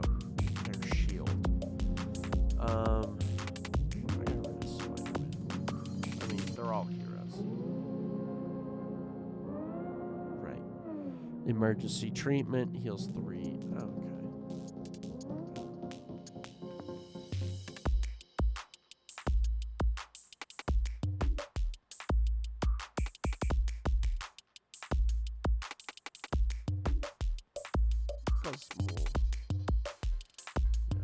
Do this.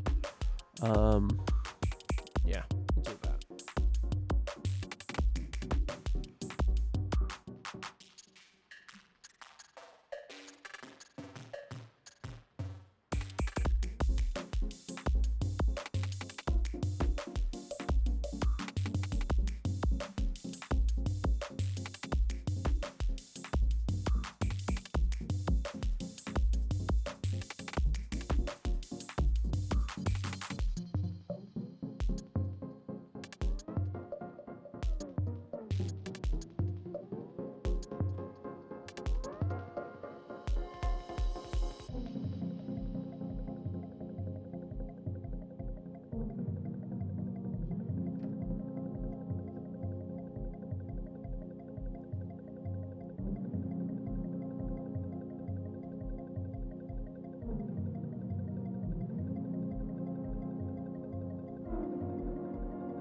Oh, yeah, there's a bunch of Mr. Beast drama. It's pretty funny. Well, I don't know, it's not very funny. Well, it started with Ava. Ava Chris, who is transgender. And there was a lot of... There was stuff where she had talked to... okay, anyways. This is where Kingpin is keeping those interdimensional orbs. How did Fisk get his hands on alien tech like this? So we're fighting William Fisk thugs. Okay, so we just pick which character we want to fight.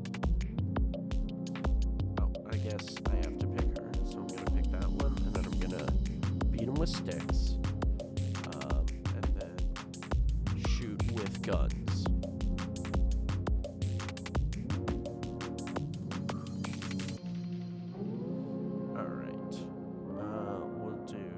That one.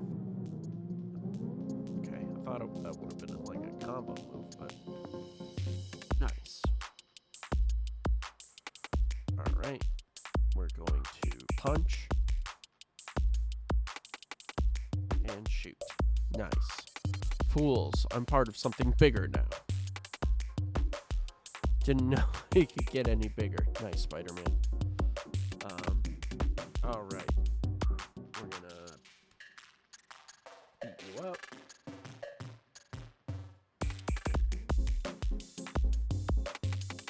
Nice.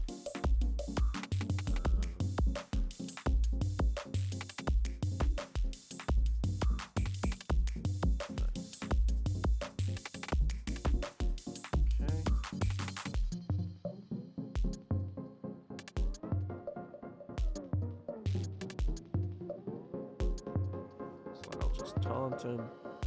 Oh, he just summons more guys. Okay. Oh. Alright.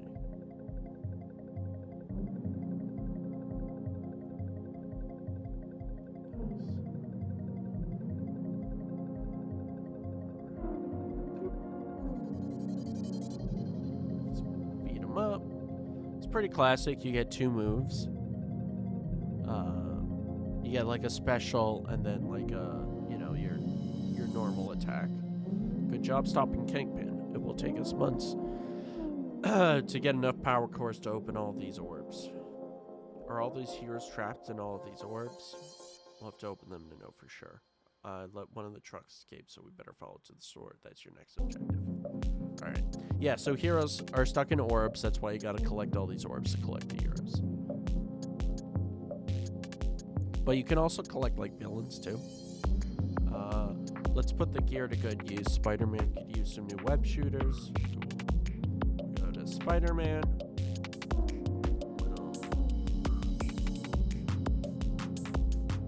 Boom.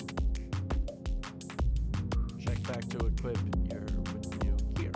Awesome. Alright, let's go daily objectives. Let's go. Alright, let's fight more Hydra goons. We track them back to a covert Hydra base in the mountains. Hydra? The scary world-dominating guys? What have they got to do with this?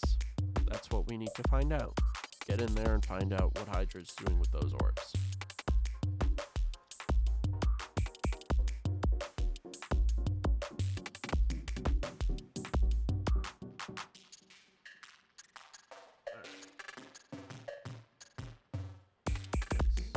See about upgrading. Well, yeah, let's train them. Let's make them a little better. I'm just curious to see. Oh, never mind. Let's go. Nice. All right. Let's give him. Oh, nice. I can rank him up. Cool.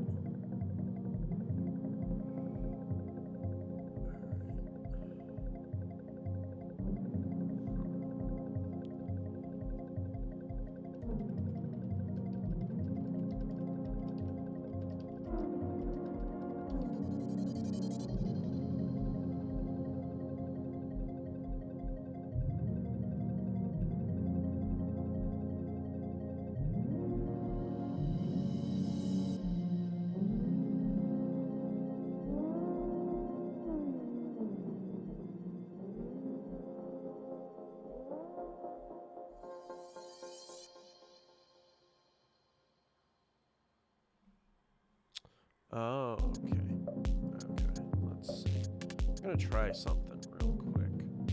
See if I can.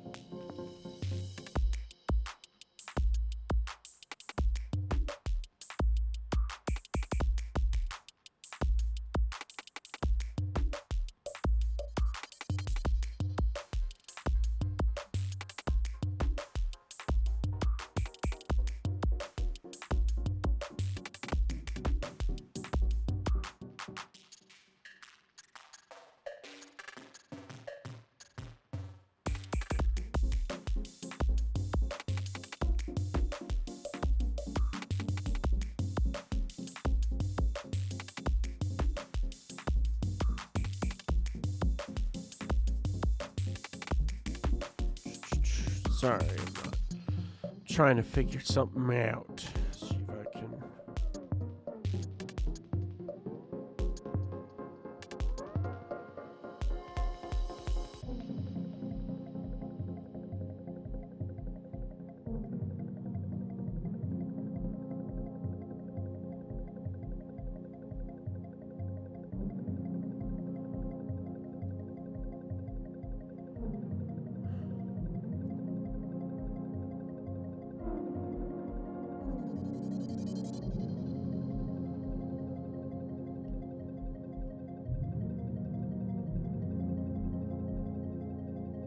Okay.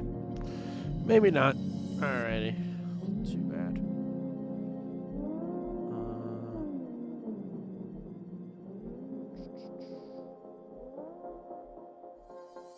It looks like I can't do both at the same time. That's okay. Alright, let's go to achievements. Boom. Boom. Damn. Alrighty.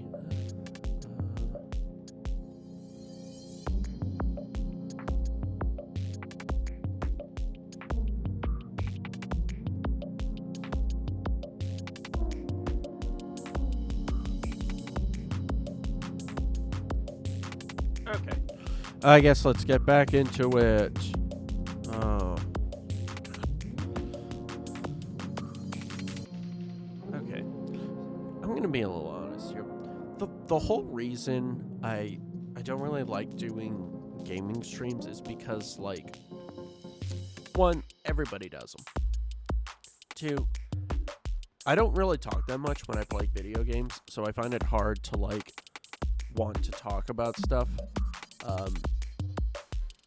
while doing it. But anyways, okay, well,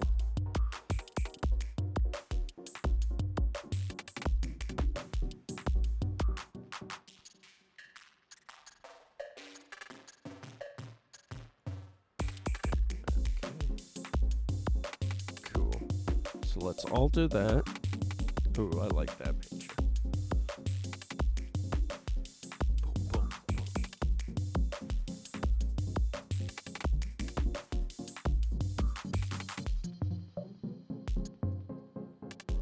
Alrighty, let's start punching and kicking, and then I started blasting. Nice. All right. Good shot.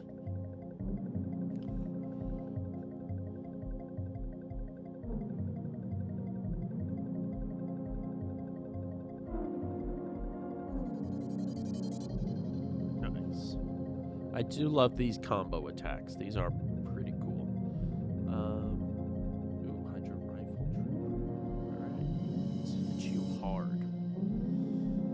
And fire. And I start blasting. Shred them up. Shred them up. Shred them up. I'm so stupid.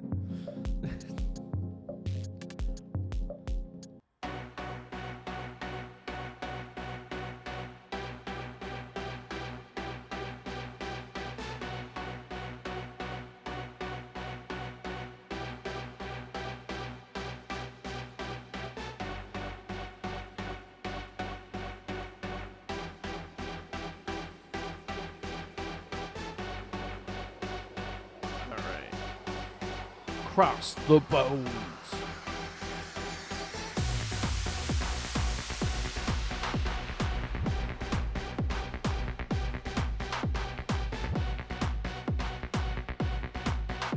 Nice.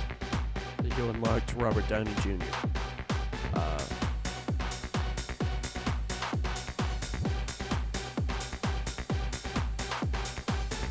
Alright. Kingpin and Hydra are abducting heroes and trapping them in orbs. But what is Hydra doing with the orbs once they're here? I get a feeling we're about to find out. Fuck.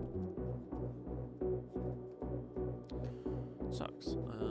I wish I was using Spooter, man, but...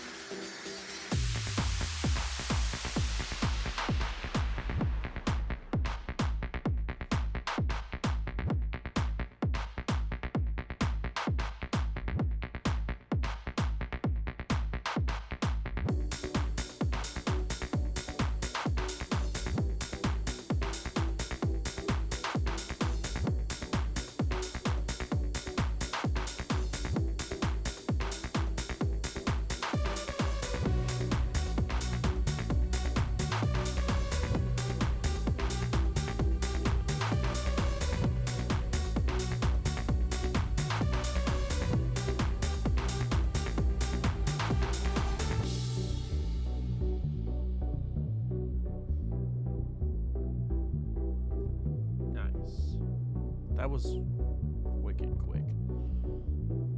Nice. Be sure to complete your cheat rewards. Nice. Ooh, cool. I'm gonna get the Punisher. Like every cop, then we must find our answers.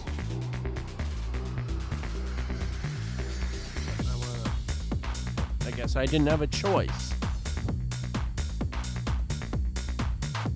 You're too late. The portal's already fully activated. Wait, did he say a portal?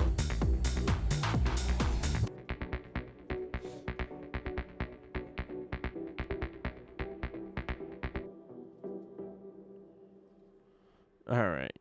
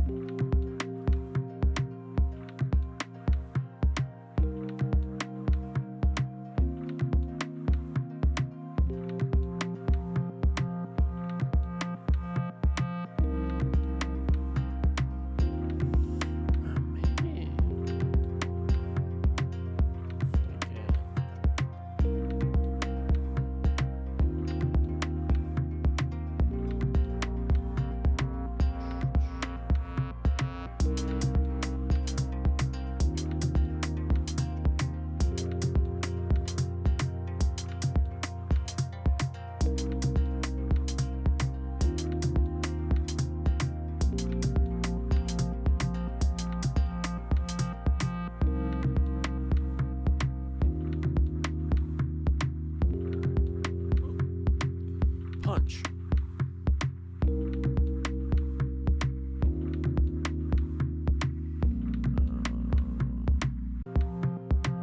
Like he was a victim of like the CIA.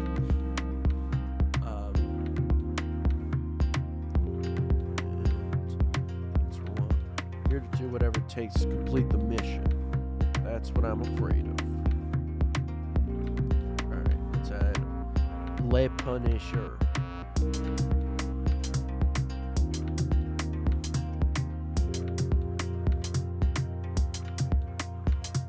Nice. Just a bunch of aggressive alpha males. That's all I need.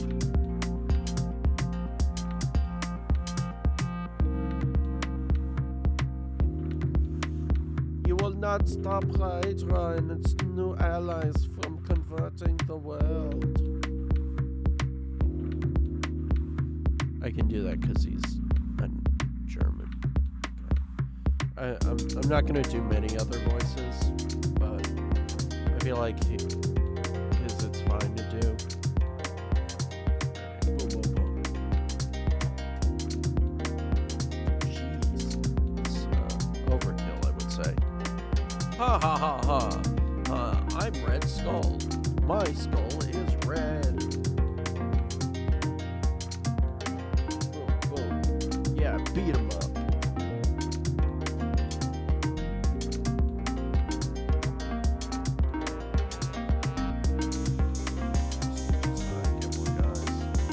I guess I have to attack that guy.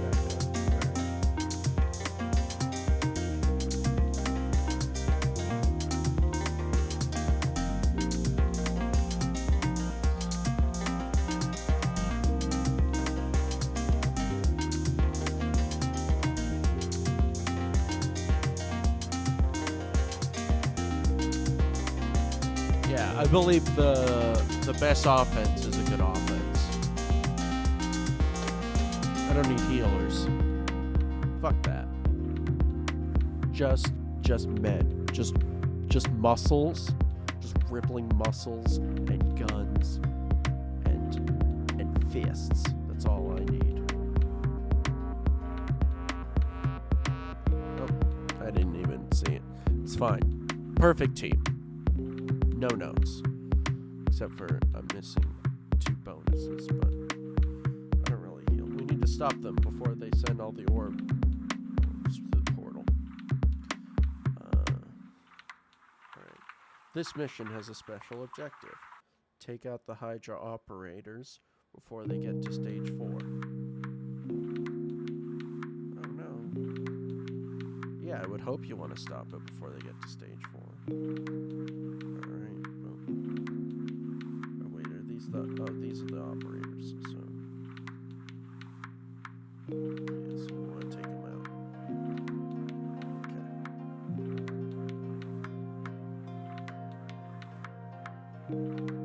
Oh, I guess I should really have done the taunt. Because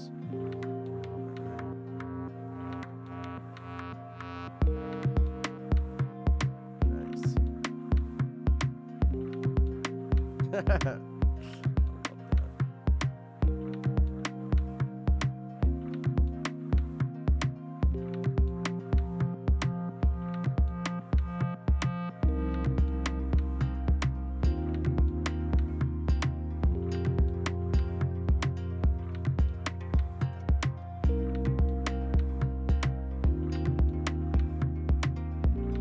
Uh-oh. Yeah, I should have just done taunt. That's okay. Boom.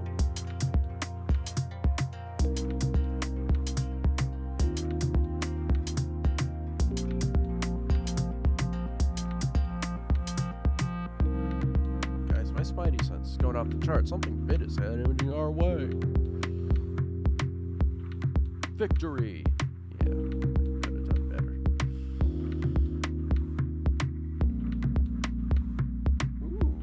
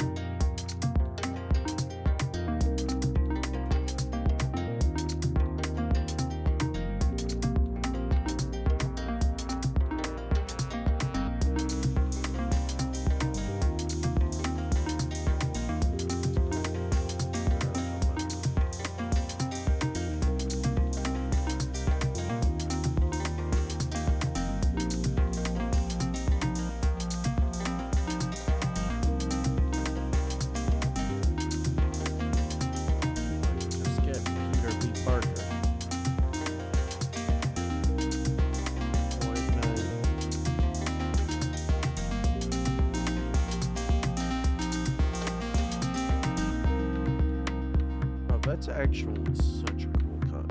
I didn't even, I mean, like, a symbiote Silver Surfer? I didn't even make sense.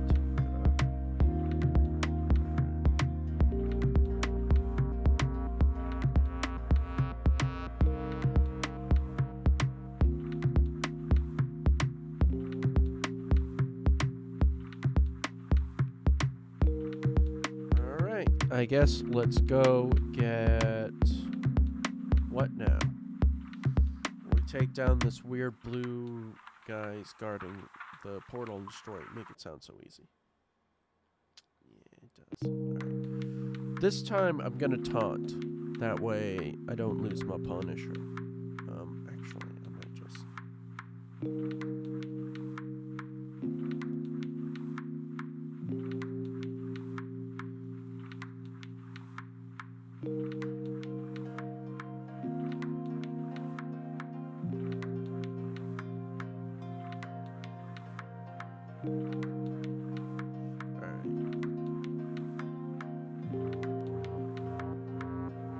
Let's deal with the blue aliens guarding the portal. Don't care as long as they go down if you shoot them.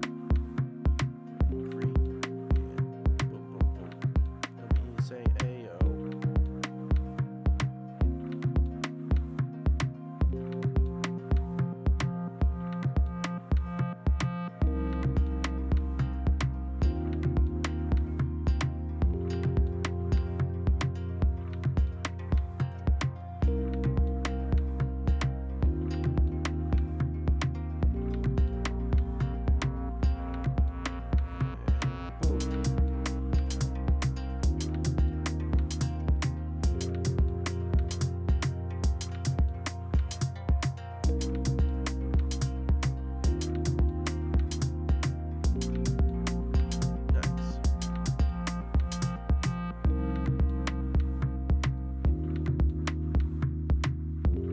Hulk smash.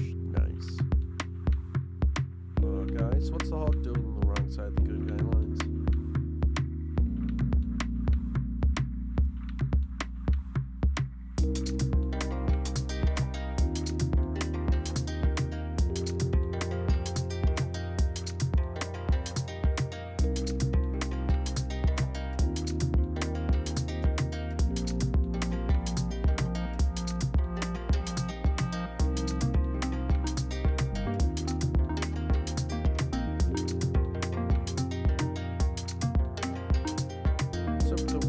But equally scarier Hulk attack.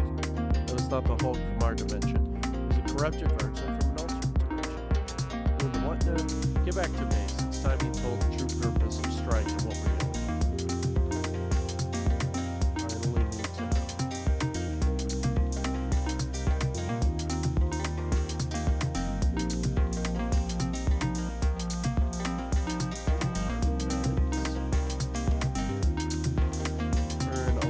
Shards or crossbow.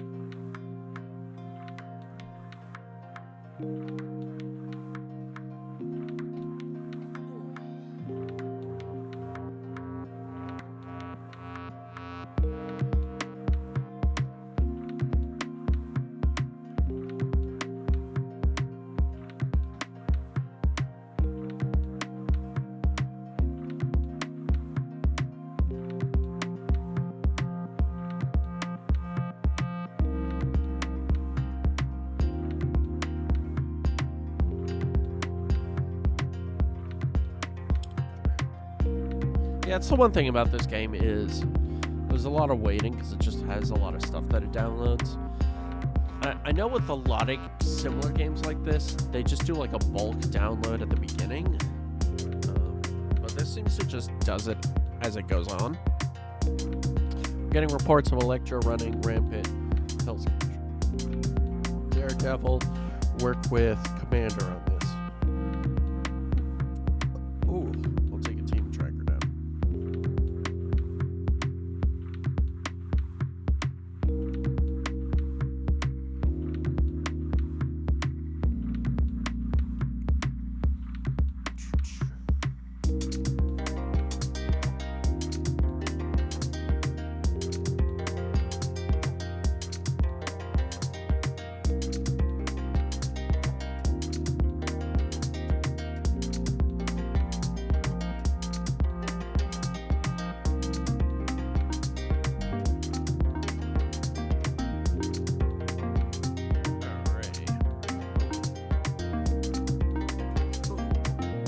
Wow, that was very anticlimactic. That was a lot of work for...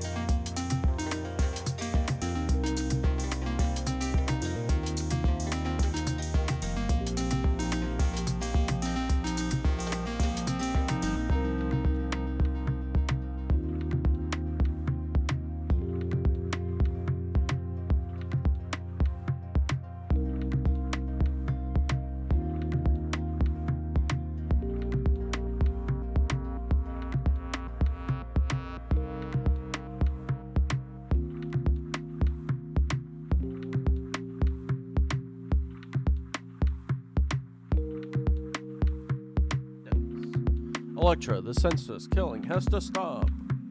Murdoch, you fool, it's not me. Someone is committing crimes in the city while wearing my face. I was closing in on the imposter when you jumped me. That explains a lot. We have a common enemy. We help you with this imposter. Will you help us save the one she works for? Gladly. I don't know if I read that right. I'm not very good at reading.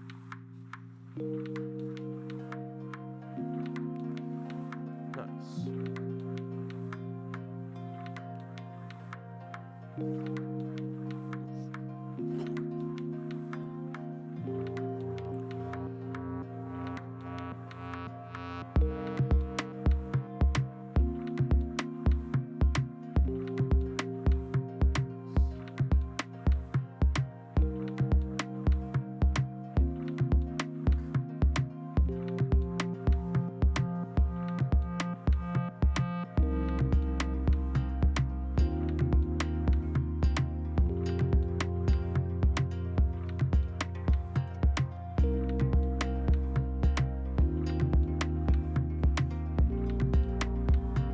Gonna do this for a couple hours, and then we can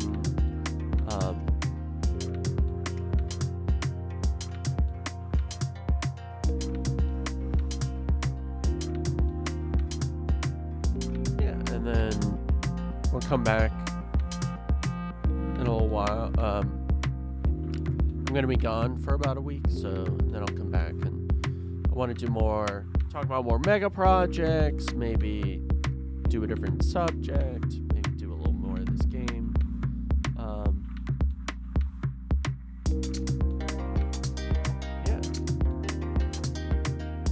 So if you're just tuning in, playing Marvel Strike Force. You can use the code to download and start playing. You can unlock and you get Deadpool and Wolverine as free characters when you use the code MSF2.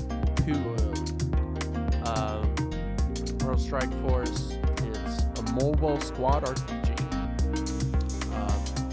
similar to like if you played Marvel Ultimate Alliance, although that was more anyway, or Midnight Suns, very similar to that as well. All right.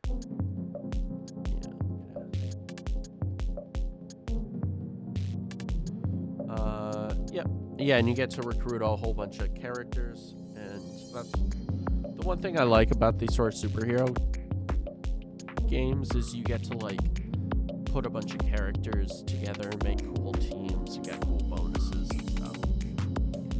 So right now I got Mockingbird and Shield Agent, so they get a Shield Agent buff, as well as because I have Luke Cage, he gives everybody a hero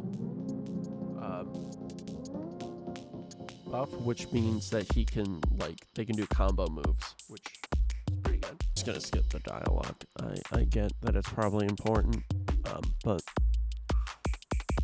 I just like to play.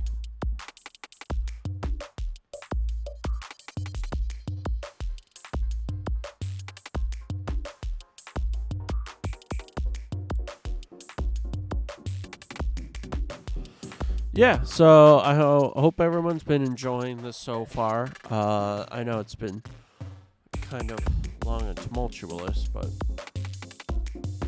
I mean, I'm excited for what the future holds.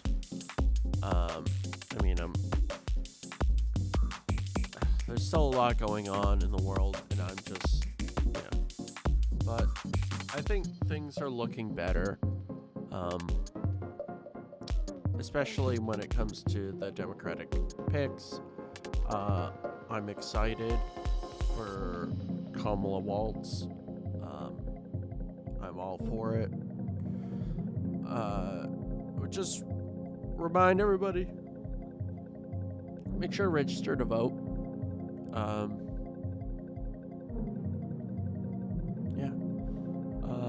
And take advantage of mail voting early. I know I just got a ballot for a primary here in Mass. So I'm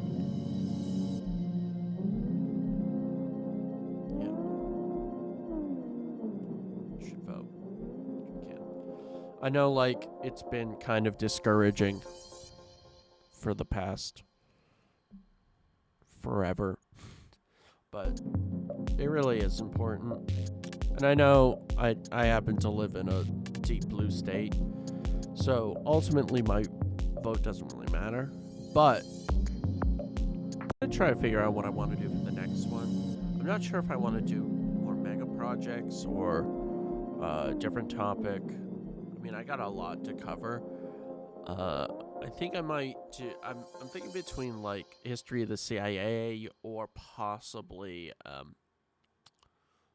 comparing public transportation and infrastructure in general between the U.S. or North America and the rest of the world.